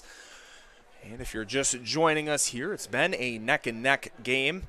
Obviously, as you can see, with it being as low scoring as it is, both starters have been battling out all day. Holden Wilder got a piece of that one. They say that his foot was still on the bag as he had to make an adjustment after that throw by Wilder, but still get the out against Marcus. Here is Mitch Tank Fleming.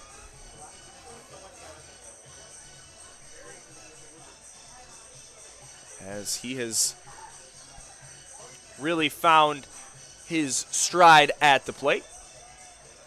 Looks to help out the Muckdogs here, create even a larger lead as they stand at just 1-0, and that is his money spot. If he sees a pitch in his wheelhouse, he's going to yank that ball down the left field line, as we saw a sequence of maybe 4 or 5 balls just peppered out to left field, and his 3rd home run of the game, it was just way too high. That one, he gets a little too under, and near Blair Frederick's ball, that one plops just about 2 feet foul down the line.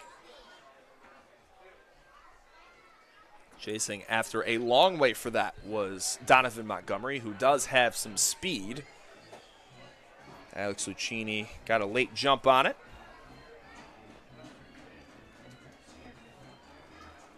So the count is 0-2 here to Mitch Fleming. Again, didn't matter what the count was in yesterday. He still had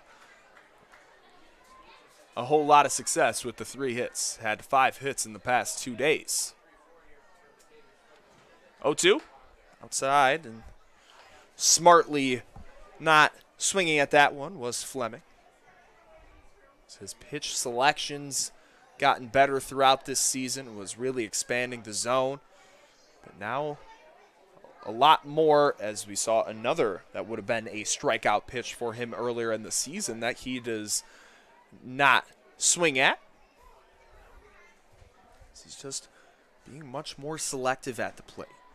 Really letting the pitcher come to him in these counts. That doesn't matter. Even when he's down 0-2, he'll come back and make it a 2-2 count. That pitch home, also upstairs on the changeup, so it is now a full count. So a full count here to Mitch Fleming.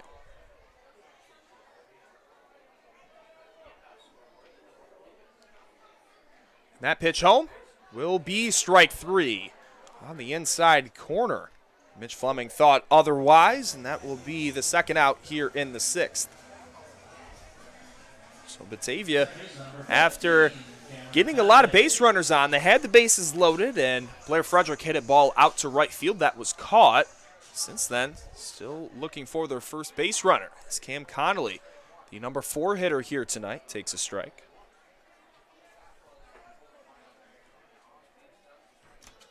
So almost too good of pitch selection on that strike 3 call by Fleming. So Cam Connolly, again, 0 for 2, is flown out to Aaron Thomas in right field. Also has a ground out to Donovan Montgomery, but that one's going to be smoked to left field. And that one is a 2-out single for Cam Connolly, getting in the hit column here. He wants to join in on the fun. Designated hitter number 9, Jerry Reinhardt. That will be the Muckdogs' 7th hit of the night. As Reinhardt already has 2 hits coming into this one with that single in the first inning, that line drive single, and then the opposite field double.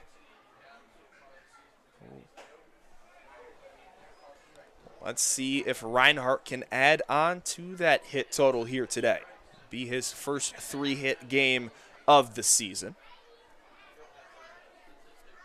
That pitch home, he will cross the plane there on the check swing. On that slider in the dirt, so here he is in a 0-2 count.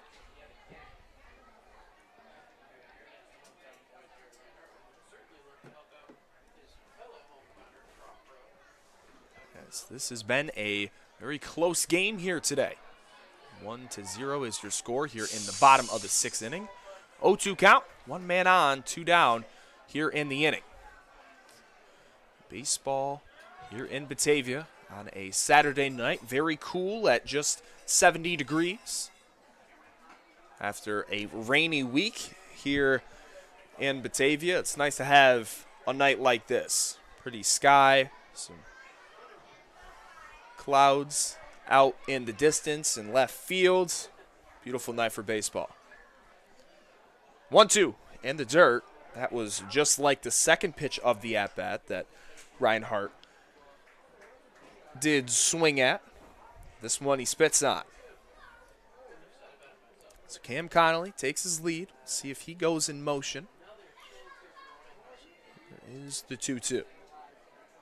He will go, and he will maybe make his way. He's going to go to third, getting on his horse, and he has to get down, and he's safe into third. Advancing 180 feet, there is Cam Connolly, and that's why you put him in motion.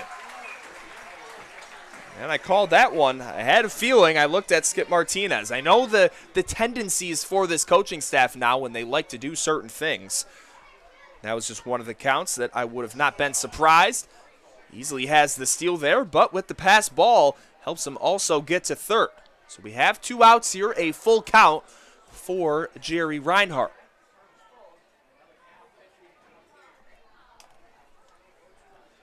The pitch by Wilder. That one misses high, and Jerry Reinhardt will reach for the 3rd time today, this time on a walk. So instead of men at first and seconds, runners on the corners as Cam Connolly went in motion. That move paid off for the coaching staff. Again, Charlie Ciccone is up here. He's still looking for his first hit. We do have 2 arms, believe, just kind of getting ready for the piles. He'll probably come in next inning. First pitch swinging there is Charlie Ciccone. That one's hit out towards Mejia's way. He will make the catch. And that one will end the inning yet again. So Batavia getting some more base runners, putting the ball in play as the 2-out single for Connolly. Reinhardt draws the walk, but they will strand 2 men on the base pass. As your score will stay 1-0 as we will head into the 7th inning. Tyler Prospero back on the mound. Let's see how much longer he will be out there as you are watching Batavia Muckdog Baseball here on YouTube Live. We'll be back in just a minute as Tyler Prospero will face the top of Elmira's lineup. When I down, the path I'm on right now, then I think all about the time I spent the sacrificing of vows. I know these dreams are never fading away. Oh no, I reached the galaxy far away, and the road is long, and it will be so tough. But no, these dreams are never fading away. Oh no, you know what I mean? Won't fade away. Oh no, these dreams won't fade away. No, won't fade away. Oh, I am a dreamer today. Too long I spent here to give up my dreams there.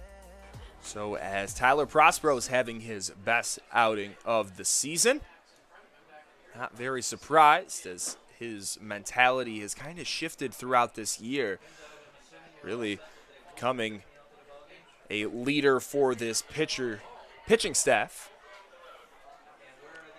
as he will face Ben Shore here to start things off.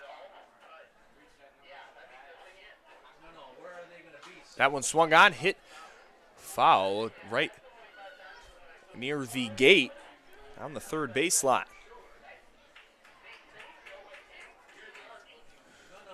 So as there was a single for Mejia on the bunt, he retired Montgomery and then Marsh.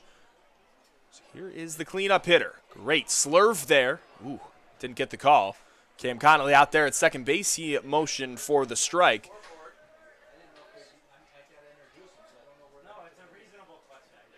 1-0, 1-2 count. Pitch home, swung on, hit high. Might be a play for Bryce Mortellaro as he's tracking that one. Looks like he found it, and that one hits his glove, pops right out.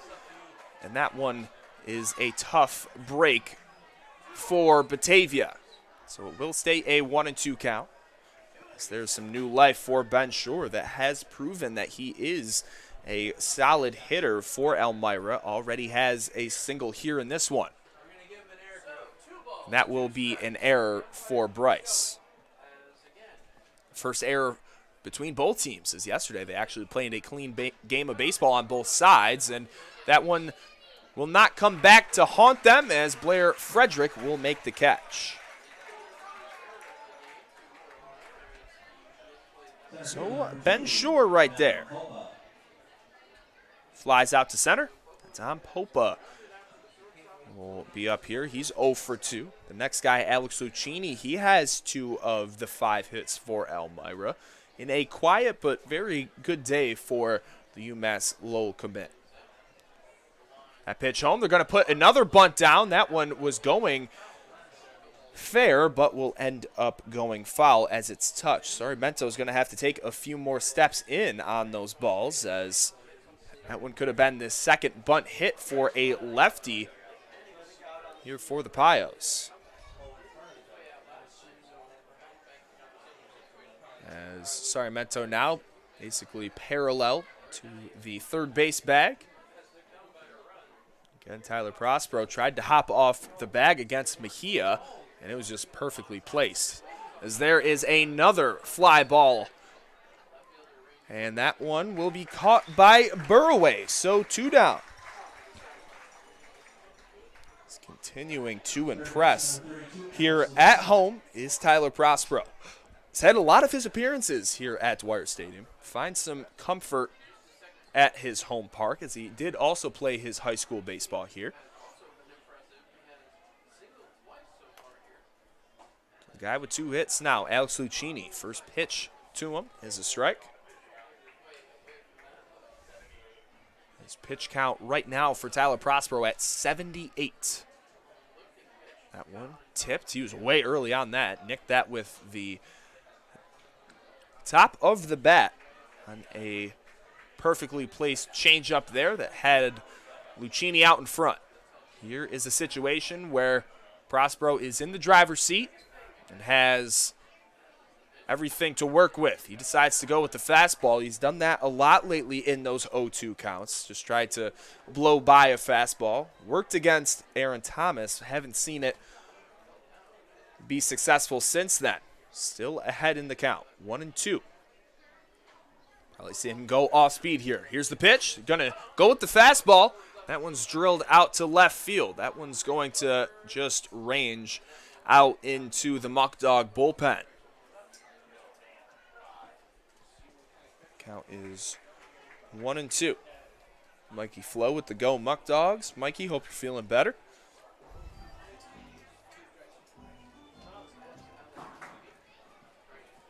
So Prospero trying to get his third straight third of the game 1-2-3 inning here in this one. That pitch home. Ooh. Nice frame there by Mortellaro as that one just missed. This guy, Tyler, he's dealt with that all season long with some balls right on the corner, and he's just not gotten the calls when he's needed them. Tries the 2-2, and that one is hit back up the middle. And that, when I was mentioning earlier that 14 runs for Prospero on the season and only 7 of them earned, there's been a lot of those occurrences and plays for Prospero, as he could have had the near strike 3 call and ends up being a single, as Alex Lucchini will pick up his third hit of the ball game. Still 2 down, and I've mentioned how successful these Elmira bats have been. With 2 outs in the innings. Tyler Prospero in the stretch. The pitch home. Great slurve in there for a strike. So 0-2 again. Ahead in the at-bat. Doesn't have to try to do anything too pretty here.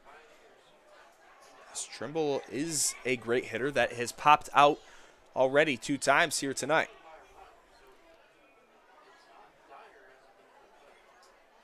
Taking his lead is Lucchini. That pitch home. Change up. Misses away. Try to get the swing and miss. Again, if you're Prospero, just continue to create that weak contact, and good things will happen for you.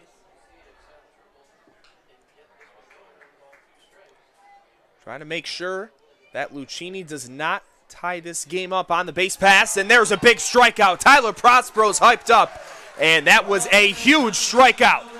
He's telling Trimble to sit down. He's fired up, and he is putting the team on his back tonight. What a performance by Tyler Prospero. Now just above 80 pitches here tonight, and he wasn't kidding when he told me he was going to ball out in front of the home crowd. It's time to stretch here at Dwyer Stadium, middle of the 7th inning. We will present you with some more music in the half inning. We'll be back here shortly here on YouTube Live as Batavia is still ahead in this one, 1-0. You have to dream, be anyone you wanna be, 'cause you don't seem to know what you need. Doesn't matter who you are, don't give in, we've come too far. It's always been right here, carve your name into the stars. You don't need to hide away, don't hide away, show you what you need. Let's just leave the world behind. This nights will never die. Just close your eyes and see. Walk through the fire, don't call me a liar, or just turn to gold. Watch the past and the past as you learn how to trust. How did you get so cold? Take it, believe it, you gotta believe it. I just need you now. Is that what you needed? I'm too late to dream it. Get ready to jump right now in the dark of the night. I'll be by your side. We can't stop time, so hold on tight. I'll make you feel right in the dark of the night. I'll be by your side. We can't stop time, so hold on tight. I'll make you feel right, I'll make you feel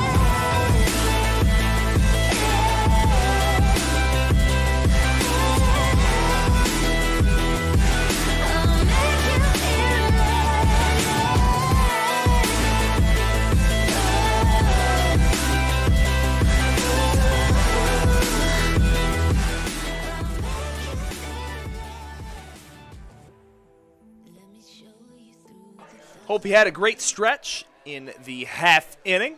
Heard Take Me Out to the Ball Game here. That was sang by the same group that we had earlier for the national anthem.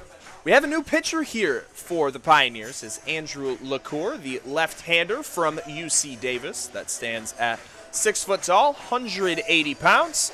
As the fans are getting into it here in the latter half. They want to see Batavia maintain this lead while also adding on to it here as Bryce Mortellaro, Trey Bacon, and Daniel Burroway are the first 3 due up here. As again, Andrew LaCour, 2 appearances so far this year, just 3 innings pitched, allowing 3 hits, 2 runs, 5 strikeouts compared to 3 walks for a 6 ERA. Again, the Pioneers pitching staff as a whole sits at 4.79. Batavia's is just a little bit lower at a 4.39. So the left-hander on the mound will face Mortellaro, Trey Bacon, that is a switch hitter, and Daniel Burroway. So weird spot to bring in the left-handed pitcher against 3 righties. However, will be perfect time for Batavia to add a few more runs. As first pitch swinging there was Mortellaro. He is responsible for today's only run, as in his last at-bat had that RBI single.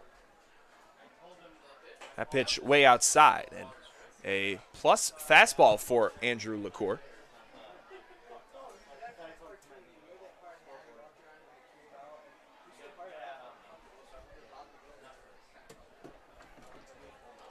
The 1-1 swung on and fouled, so that one was hit pretty high by the Muckdogs catcher from Ranger College, a Lakeland, Florida native.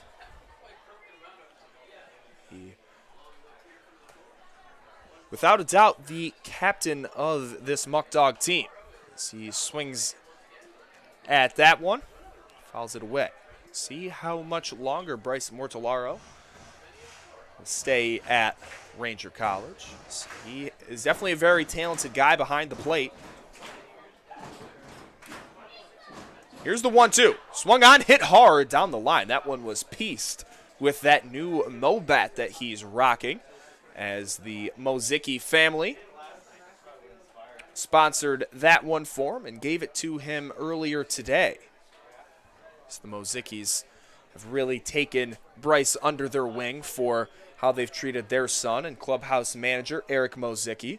These two get along very well, and just showing a token of appreciation was the Mozickis. Again, a great family. We've been very appreciative for Eric joining our Muckdog family. Hope to have him back in the years to come. That one's pieced by Bryce Mortellaro out to the outfield, and what a catch by Jeff Mejia. The jumping catch by the Salen's hot dog sign. That ball was pieced, and that would have been at least a double for Mortellaro. So Trey Bacon now in the righty's batter's box. And that would have made the Mozickis pretty happy with the first day he has the bat, and he has a nice hit with it. Mr. Mozicki actually blessed the bat with holy water as well. So God is on their side. The 1-0 swung and hit back. As you can tell, some orange and purple clouds out there in center field. Picture perfect views here at Dwyer Stadium at all times. Seen some of the most beautiful skies I've ever seen here at Dwyer Stadium. There's a great backdoor off-speed pitch there by LaCour, as that one just bolted back to the zone like a wiffle ball there. 1-2.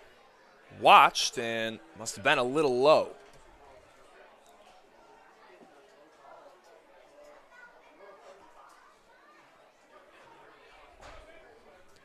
With a beautiful night sky, here's the 2-2 to Trey Bacon. He swings at that one, and the first strikeout for Andrew LaCour. Left fielder number 34, Daniel Burroway. That'll bring up Daniel Burroway for his third trip here tonight.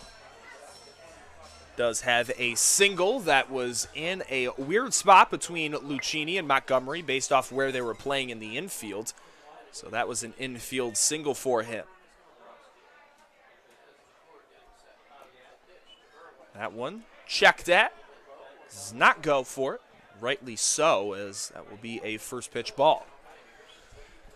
Again, this has been a 3-game series against the Pios. This is the rubber match between the two, and just like the prior 2 games that we had on Thursday and Friday, games playing very close. Game on Thursday night, Batavia had the comeback win, won on a walk-off 9-8.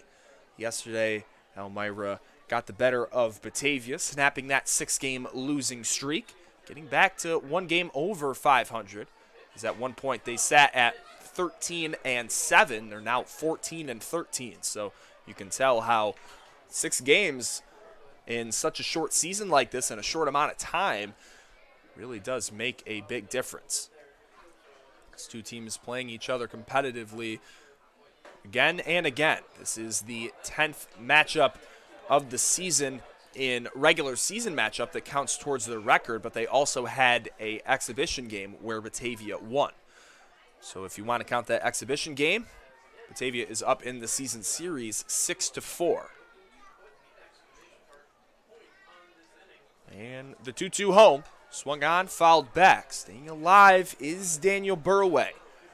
Last week for Parents Weekend, his parents were here. It was great to finally meet them. Had a long trip. His grandparents were here as well.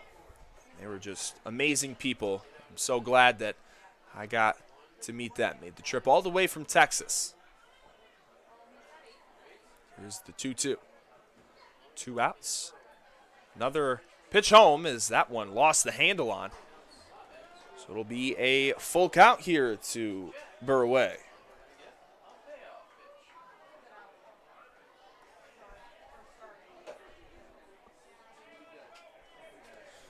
Getting in the stretch yet again is LaFleur from UC Davis. The first time that we've seen him, he's retired the first 2 batters of the inning. Let's see what he does here for Burway as Burway fouls off yet another pitch there.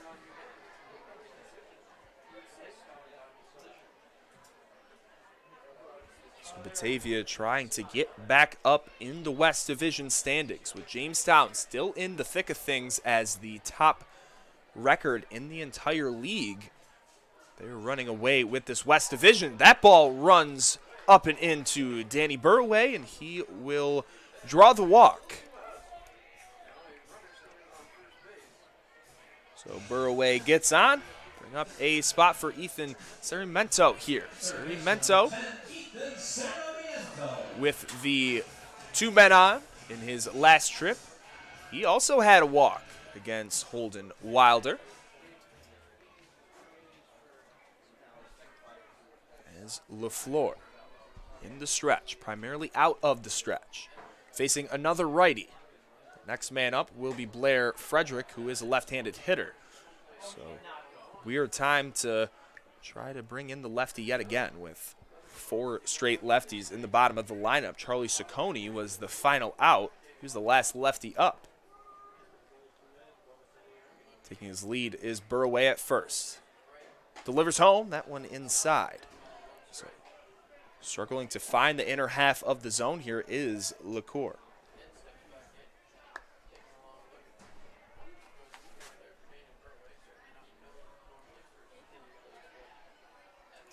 Taking a look over. Delivers home yet again. That one outside and just a little too outside.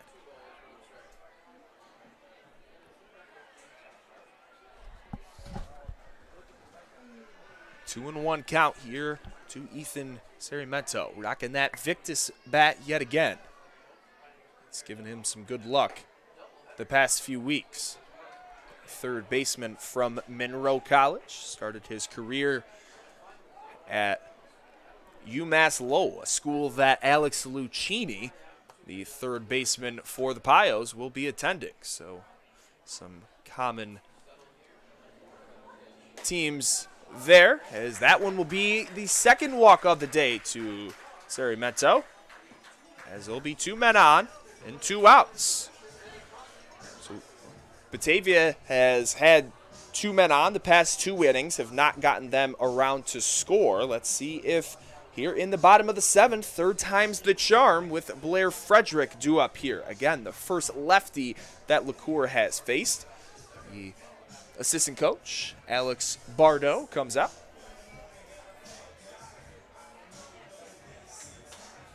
Today was a good day yet again for Frederick, as that is his walk-up song.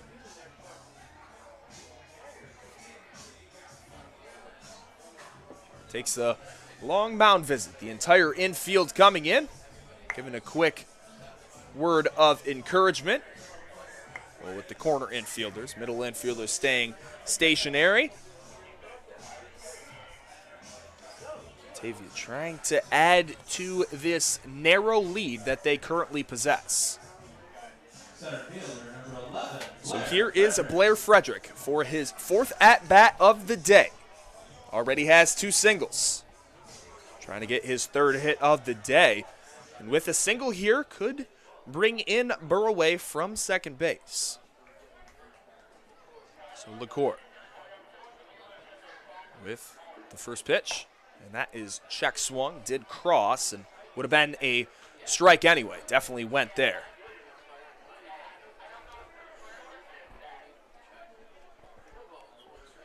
So 0-1 count, 2 down, 2 men on. A picture-perfect view at Dwyer Stadium yet again.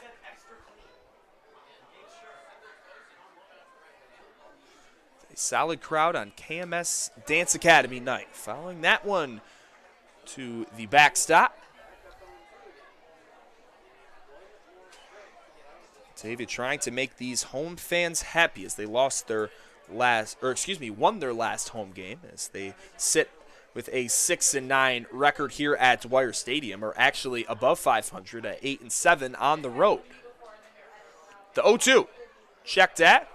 Blair Frederick so far this year has not had a lot of success against left-handed pitchers. Hopefully he changes that prior thought here.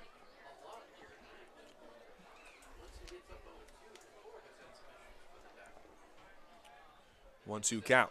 LaCour home and swung on and missed. So getting out of the jam in his first inning of relief is LaCour. 7 innings are now up and through. It's time for the Muckdogs to get back out there. Tyler Prospero, he's going to talk to Skip Martinez here. We'll see how much longer he'll be on there as Carlos Rodriguez continues to get warm for Batavia, as he is the Muckdogs closer, and we trust him with a narrow 1-run lead. Tyler Prospero, he's back up here. See how much longer he's on the mound, as he will face the last 3 guys in the Pioneer lineup here in the top of the 8th inning.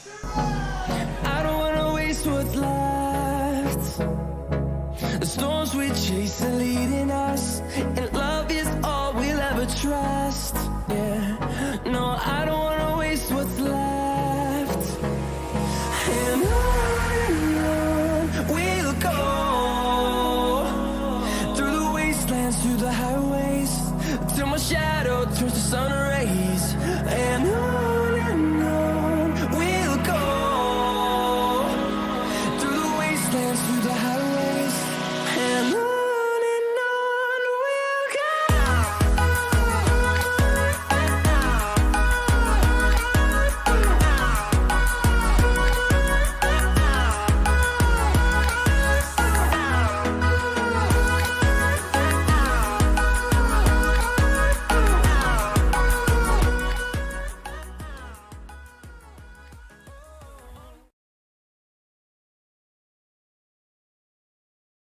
And Tyler Prospero, as he's in a groove here tonight. You can see on the scoreboard not allowing a run in 7 innings of work.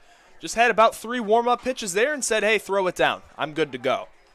He's facing Justin Taylor, who is 0 for 2. Peter Theodorelis is also 0 for 2, as well as Aaron Thomas, as he was a strikeout victim.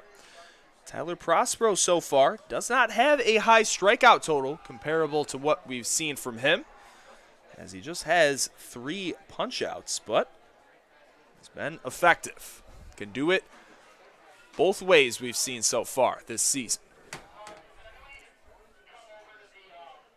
The 2-0 to Taylor. Swung on, popped up in the infield, and smashing his bat in frustration for the 2nd time here tonight is Justin Taylor. Tyler Prospero digging deep, getting the first out here in the 8th.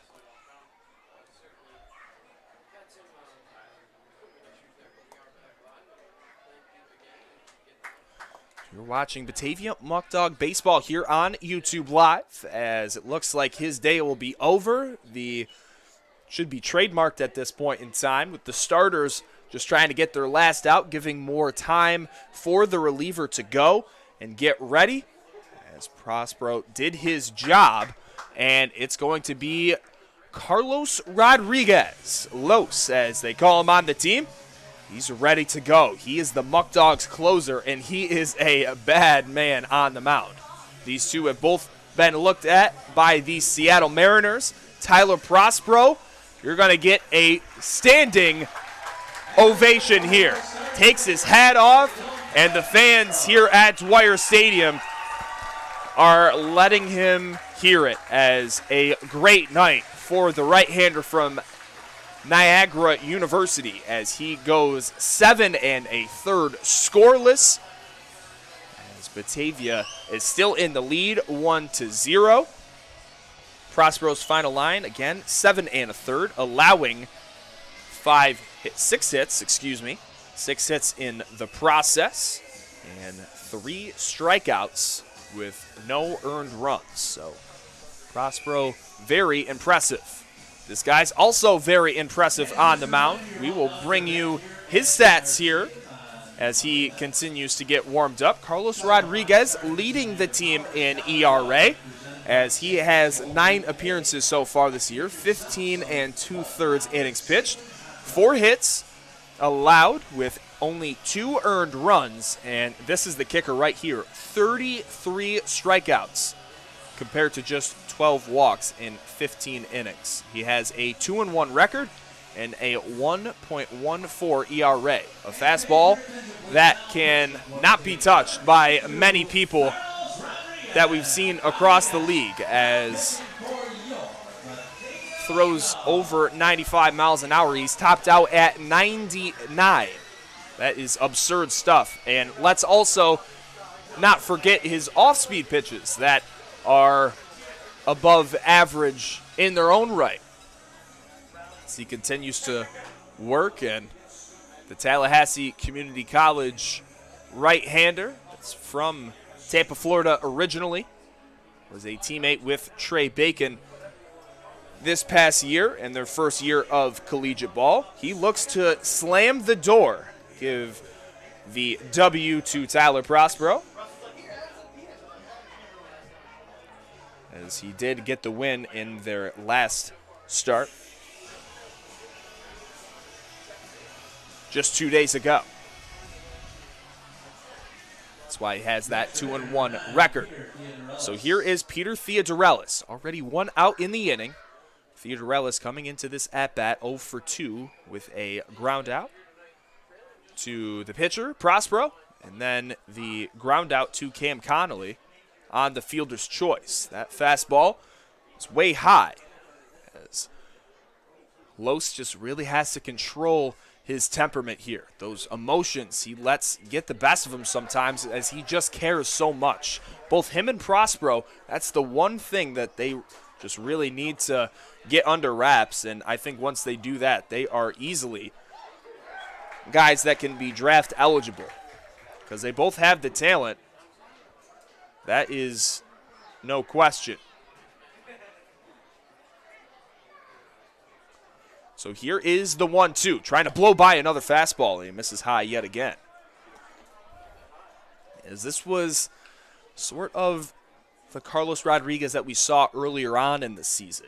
A little bit more wild, wasn't commanding the zone as much, and was still one of the Muckdogs' best pitchers, as they were going to give the strike 3 call there. Peter Theodorelis not happy about it. That's strikeout number 34 now for Los. Right fielder number 29, Aaron Thomas. Peter Theodorelis does a great job just putting the ball in play, and could not do that there on that lively fastball. This pitch home, Aaron Thomas, that one, some sweet chin music right there. The 1-0 to the number 10 man in the pile lineup with Jeff Mejia on deck. He's also had a solid day at the plate. That one misses low. So 2-0 yet again here, as it's a 2-0 count here to Thomas. That pitch swung on and tried to time that one up, and that's just something we've seen continuously from these opposing hitters, as they're just not used to seeing a fastball above 95. At their schools across the country, 90 is not an anomaly by any sorts. They're almost used to it, as Thomas there tried to get out of the way of that one and didn't even realize that it was a curveball, or a slider, I should say, as Rodriguez's repertoire includes a sinker, a cutter, a slider, and that fastball that gets him swinging there and makes it a full count. As at this level, with guys that are not used to this, Rodriguez can really just live off this fastball and continue to strike out guys. Once he will eventually get drafted, he's going to have to work on that off-speed stuff. Nevertheless, the full count, and watching that one high will be Thomas. And that's the one thing that was kind of Rodriguez's Achilles heel early on in the season, as guys were just going up there. They knew that they weren't going to catch up to the stuff, so they were just watching balls go by. And when he was being wild, that's why his walk total was up in, almost the double-digit mark so early in the season. But since then, he's realized that, look, I can take some miles per hour off. I don't have to, give it all 100% and just kind of pick corners, and guys aren't going to touch it. But anybody can go up there and hope that they don't get hit and take a free base if they watch 4 fastballs, regardless of how fast they are, if they're 95 or if they're 75. And a nice pick over there, and almost got it.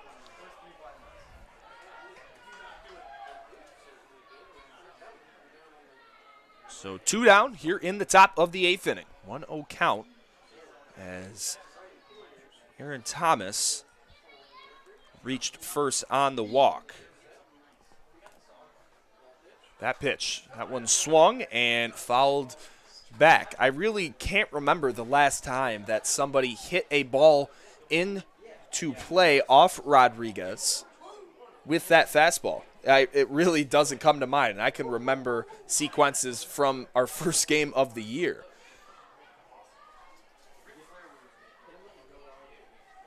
And another pick over, and Fleming thought that they got him, and our plate ump here tonight has other ideas.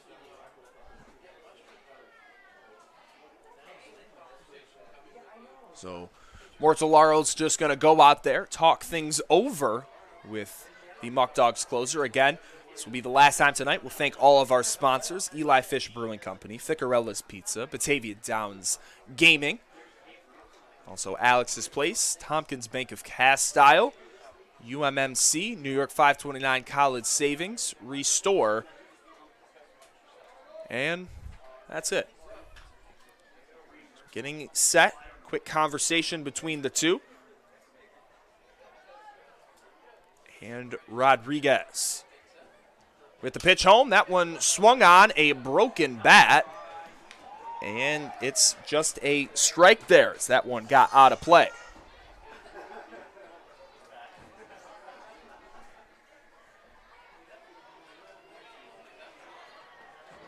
So Mejia grabs a new piece of lumber.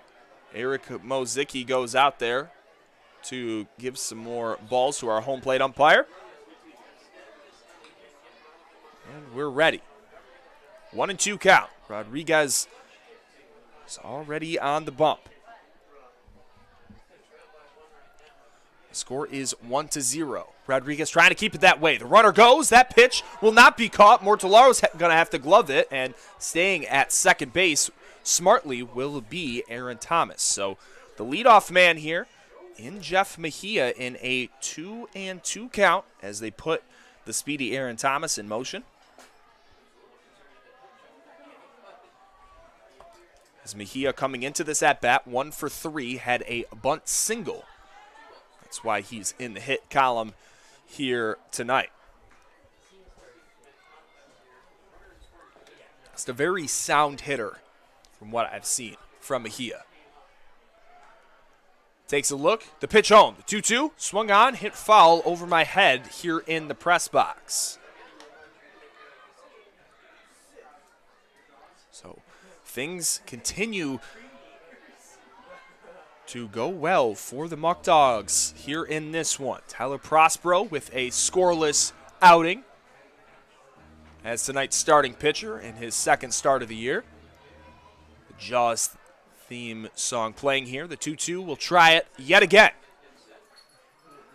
Pitch home from Rodriguez. That one put into play. Chasing after it will be Daniel Burraway. He gets under it, and Los comes in a big spot and keeps that 0 on the scoreboard for the Pios, as they now have left 6 runners on the base pass.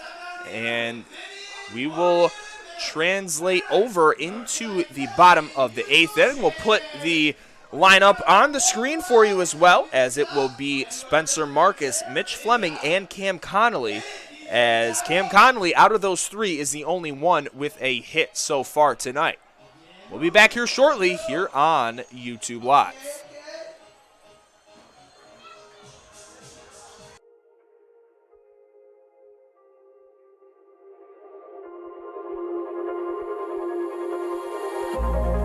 I was trying to run from my destiny. Truth is, it's hard to want what you need.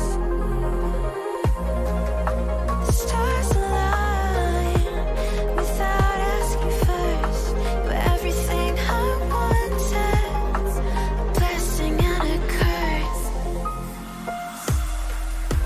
The first time I didn't realize, second time you fed me lies.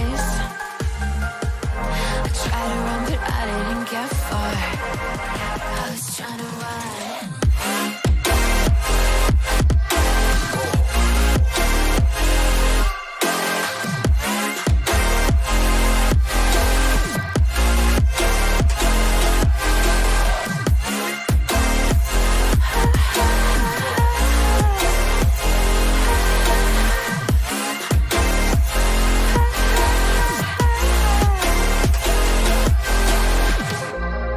I was trying to run from my destiny.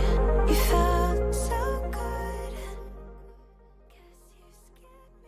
Your Muckdogs. After that quick break, we are back here on YouTube Live with more Batavia Muckdog baseball coverage for you. For just joining us, it's been a great night here at Dwyer Stadium. The rubber match between these two teams in a 3-game set. Batavia was home on Thursday night, won on a walk-off by Abner Benitez. Lost last night as Elmira snapped that 6-game losing skid, as that one's yanked by Spencer Marcus. That one's going to get down, and it's a one-hopper off the wall. The ball will be thrown in by Mejia, and Spencer Marcus, one pitch off the new pitcher here in this one. And Spencer Marcus, what a hit right there.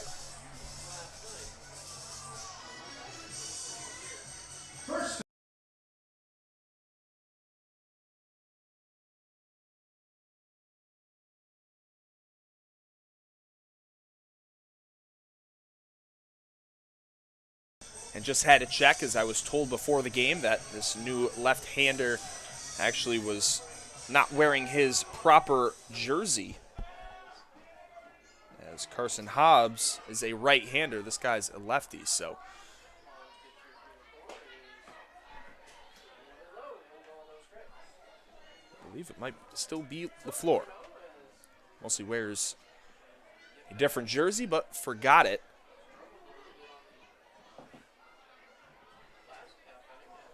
And Spencer Marcus at second base.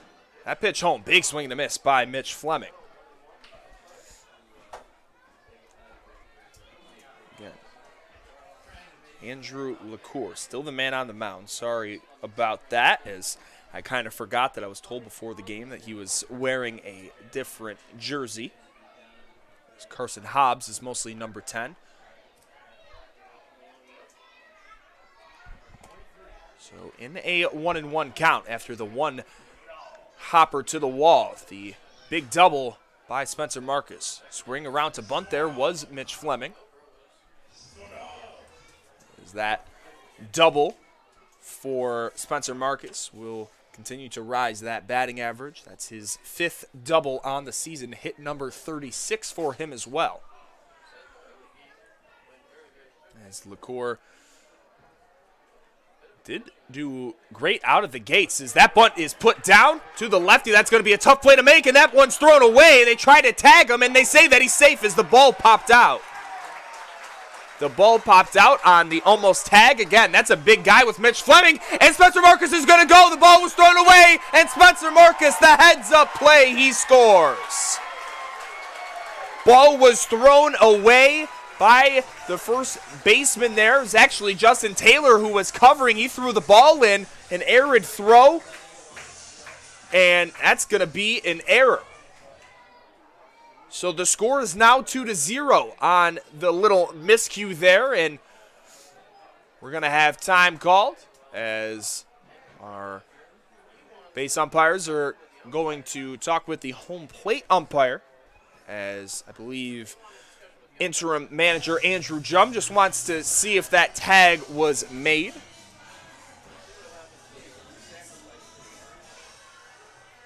As that's going to be an error for the Pios, regardless on the throw.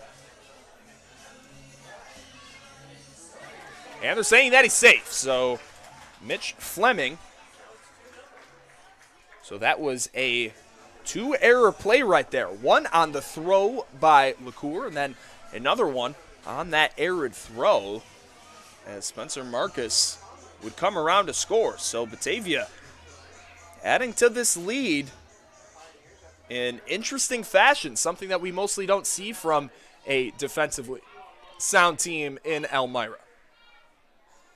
Here's Cam Connolly. He's going to try to bunt, and that one could not get down.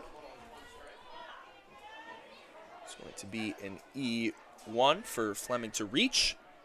Marcus is going to score as he was standing on third base, saw that ball trickle towards the Muckdog dugout.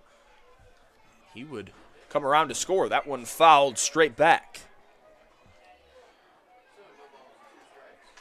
Score is now 2-0. Batavia already leads the season series against the Pios. Even though they're ahead of them in the standings, that's the one team that Batavia's really had a lot of success against, which is good because they play them the most this season. Mitch Fleming on first. LaCour still on the mound. Pitch home, swung on, hit foul. Staying alive at 0-2 is Cam Connolly. Again, if we want to shift forward a little bit, Batavia will be back on the road tomorrow in a doubleheader at Colburn Park against the Newark Pilots. Newark is in last place in the Western Division, just only 2 games out from being in last place in the entire league. Currently is the Glens Falls Dragons, as Glens Falls has really struggled this season. During this inning, we'll also give you the out-of-town scoreboard. As at Sal Magley Stadium, Niagara's really just had Jamestown's number, as Connolly will go down on strikes there.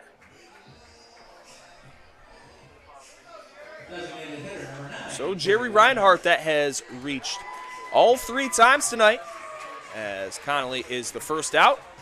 2 singles and a walk. But Niagara beat Jamestown tonight 6-5. So they'll be right behind Batavia. Amsterdam beat the Saugerties Stallions, 2 teams that don't like each other out east, 6-0. And the Albany Dutchmen are up 8-4 against the Glens Falls Dragons in the top of the 8th. A game that really matters to our current seeding and standings here in the West. Geneva against Newark in the top of the 7th inning. Geneva has a slight lead against the Pilots at Colburn Park, 6-5.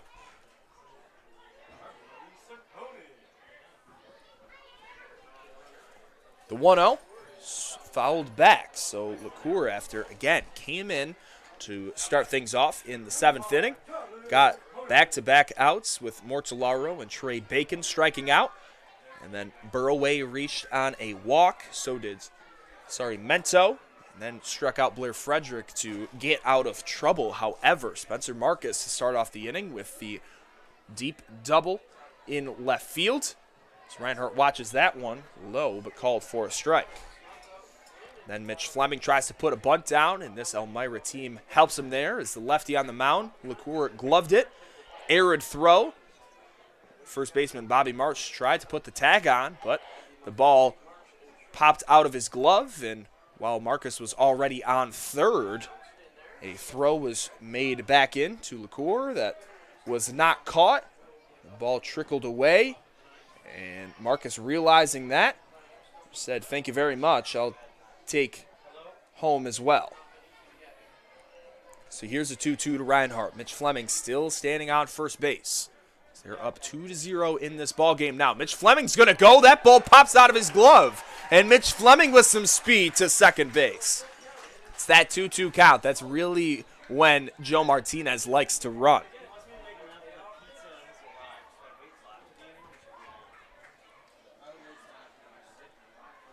Man on second here. Jerry Reinhardt with a up-and-coming payoff pitch from Andrew LaCour.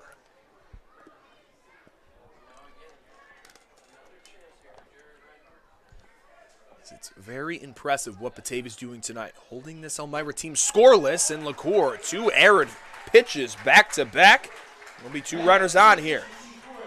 Pizza has arrived, so if you were waiting for pizza, head on over to the concession stand. So 2 men on. Number 5, Charlie Ciccone. Here is Charlie Ciccone. Charlie Ciccone, 0 for 3 here tonight, but seems like he's due for something here. Doesn't stay quiet for too long.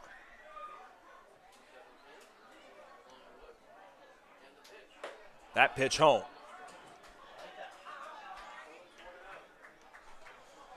That one misses, so the lefty-on-lefty matchup here with 1 out, 2 men on.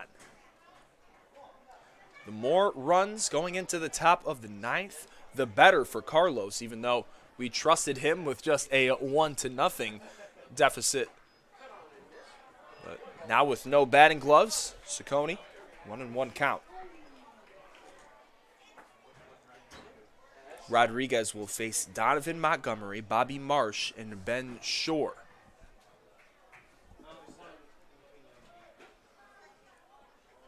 Getting set. The pitch home. 1-1, outside corner. Nice pitch there. We haven't seen that location since his first 2 batters faced.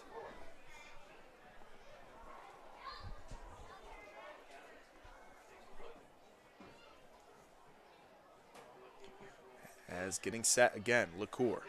That pitch home. Swung on, hit over to Montgomery. That one eats him up, and he can't grab it either. So everybody will be safe all across the diamond. The rare error from Donovan Montgomery. That one just ate him up. Played a little ping pong with that one and popped right out of his glove. That's an E6, the 3rd error here for Elmira, as they are just falling apart here in this one. And wouldn't this be a great moment? Bryce Mortellaro just got that new bat today from the Mozickis. I saw right before he stepped in, took a look at Mr. and Mrs. Mozicki.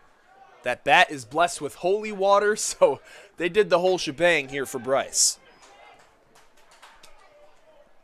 And spots like these, you know, they just kind of give you goosebumps when the man upstairs, he has everything planned out. Everything happens for a reason. Firm believer in that. The 1-0. Big swing and a miss, or actually cut back, excuse me.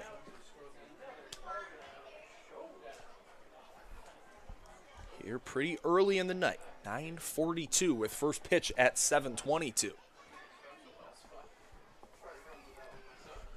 1-1. Bryce Mortellaro with the bases loaded here. That pitch home popped up in the infield. That's going to be, it should be just the guaranteed out. Anyway, and that one dropped. And Charlie Ciccone's going to have to get back to first base anyway, as that was the infield fly rule right there. And infield fly rule was called on that play. So Mitch Fleming still at third, Jerry Reinhardt, and Charlie Ciccone at first, as there's 2 down. Extra hitter number 6, Trey Bacon. That's the first infield fly that I've seen this year. In 35 games, you'd expect that to happen again, but Trey Bacon, first pitch, swinging there. That one was big hack by Trey, and even though he is standing just 5'9", about 170 pounds, he does have some pop up there.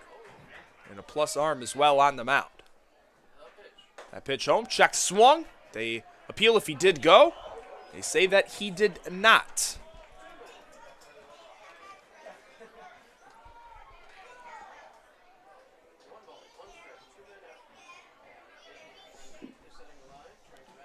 So LaCour against the right-handed hitter Bacon. Struck him out last time. Fouls it back. A lot of fouls to the backstop right here.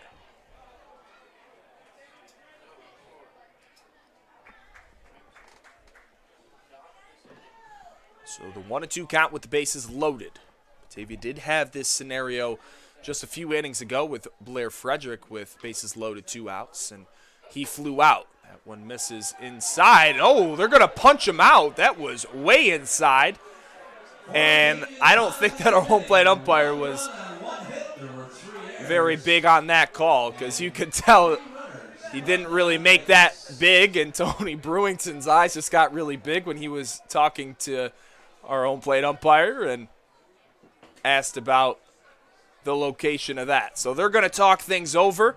Regardless, Batavia still does have a 2-0 lead here going into the top of the 9th inning. Again, they will face 2, 3, and 4 in the Pioneers order that has not done too much today. So let's see what they can do against Carlos Rodriguez. We'll be back here shortly here on YouTube Live. Don't want to miss 9th inning coverage. It was a night of, you were crying in all the photos. Life hadn't turned out like we thought it would, and you were sick of the choices you made. I was hoping that you might change your mind, that time away would bring us back to life. But now we're living in a different shadow, trying to make it back home. I still feel it, your heart close to mine. I still need it, your hands wrapped in mine. I still miss you, I think of you all the time. I search for this day and night, but a love like yours is hard to find.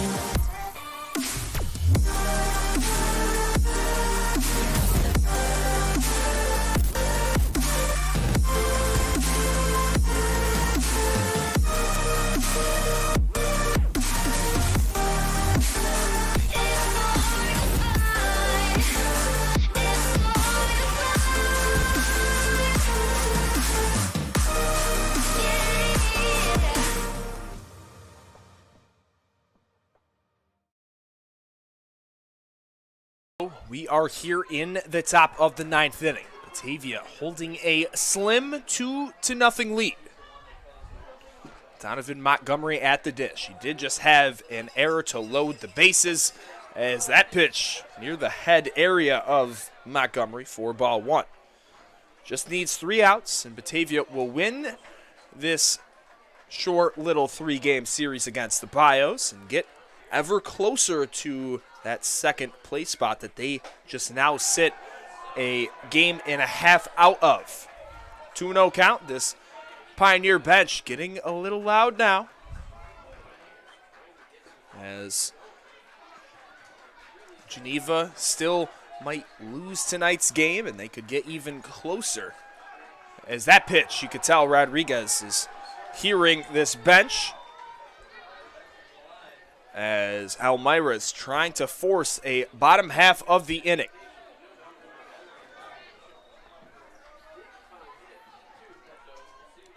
Three 3-0 count here to Donovan Montgomery. Don't want to walk him on 4 pitches, at least for the confidence. Let's get a strike here. That pitch right down the middle. Rodriguez with the strike, and now this home crowd getting into the game, as Elmira starting things off, getting a little rowdy and a big swing and miss there. And now the fans are really getting into it. So a battle between these two teams. Gotta love it. It's just great for the league. It's great for both fan bases. The payoff pitch now swung on and missed. And Carlos Rodriguez is fired up. Came back from 3 balls to the strikeout, punching out Donovan Montgomery. And you can tell that Montgomery was not too fond with that celebration there by Rodriguez. Big first out there, and that's going to quiet that away dugout for Elmira. So Bobby Marsh now 1 for 3, had a double in his first trip. Little half swing there, foul ball.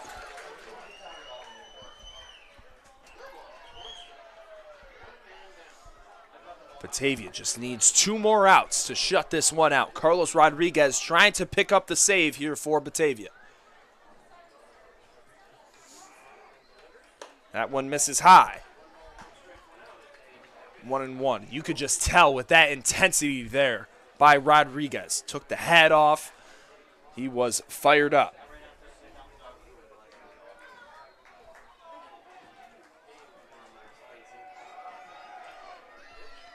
That pitch home misses low.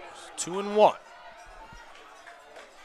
Still deciding to be a little rowdy here is this Elmira dugout.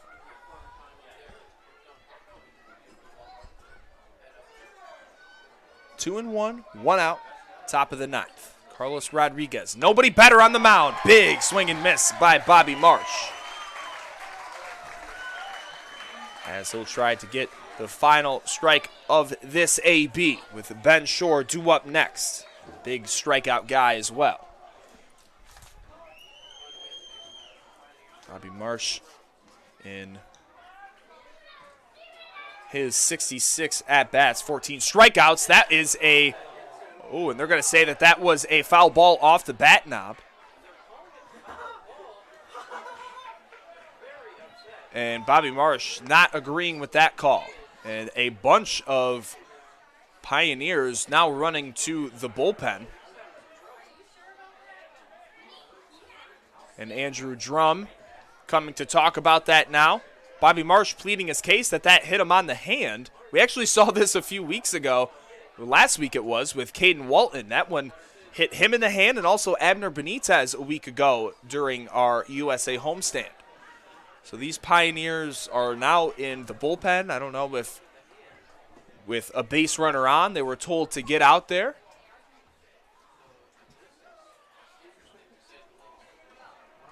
But Bobby Marsh getting that hand looked at by our training staff. And Atomic Dog being played, as I believe Bobby Marsh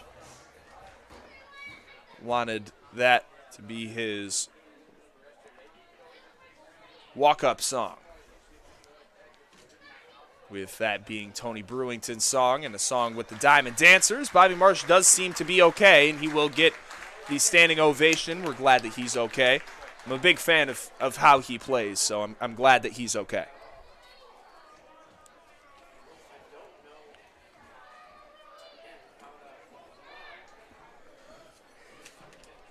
So Batavia might have caught a break there.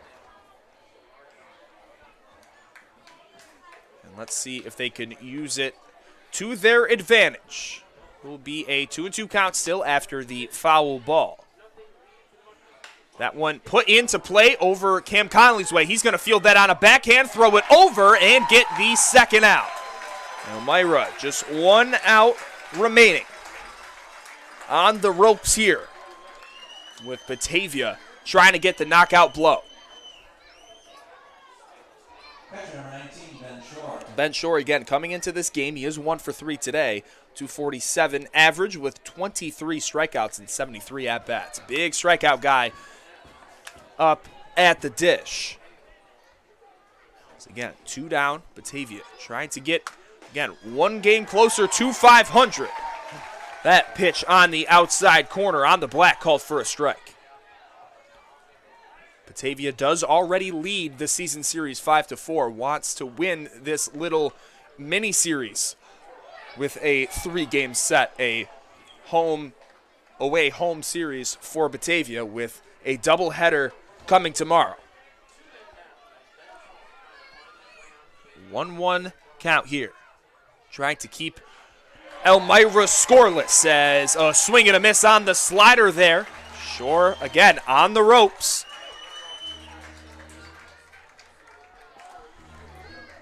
1-2 count. Los on the bump.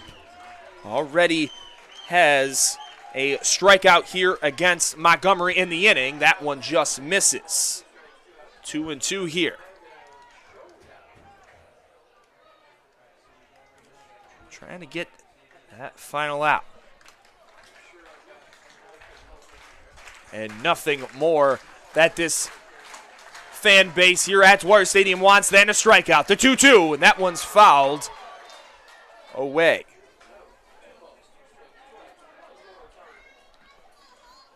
Just trying to stay alive and keep this rally going is Ben Shore. We've seen some crazy stuff with this Pioneer team, can never count them out. So the home fans clapping, trying to hype up Rodriguez.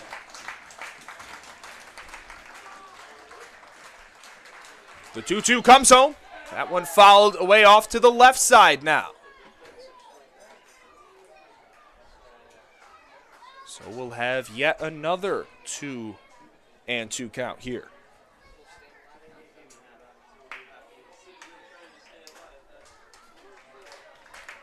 Fans clapping yet again. Getting into it. Rodriguez on the buck. Very big guy up there. The pitch home, and that one's going to put him away. The foul tip is caught by Mortellaro, and that's your ball game. Batavia wins the series. They win tonight's game 2-0 by blanking the Pioneers.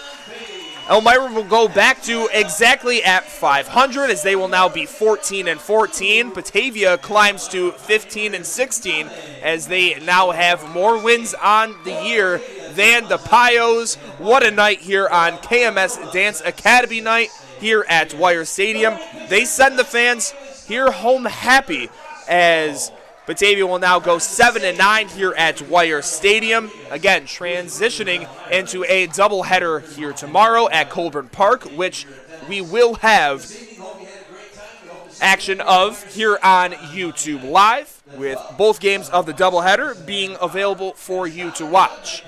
With that being said, it was a great night of baseball. Thank you for watching here on YouTube Live. As always, I'm Griffin Della Pena. Again, have a great night. We'll see you tomorrow. And as always, go Dogs.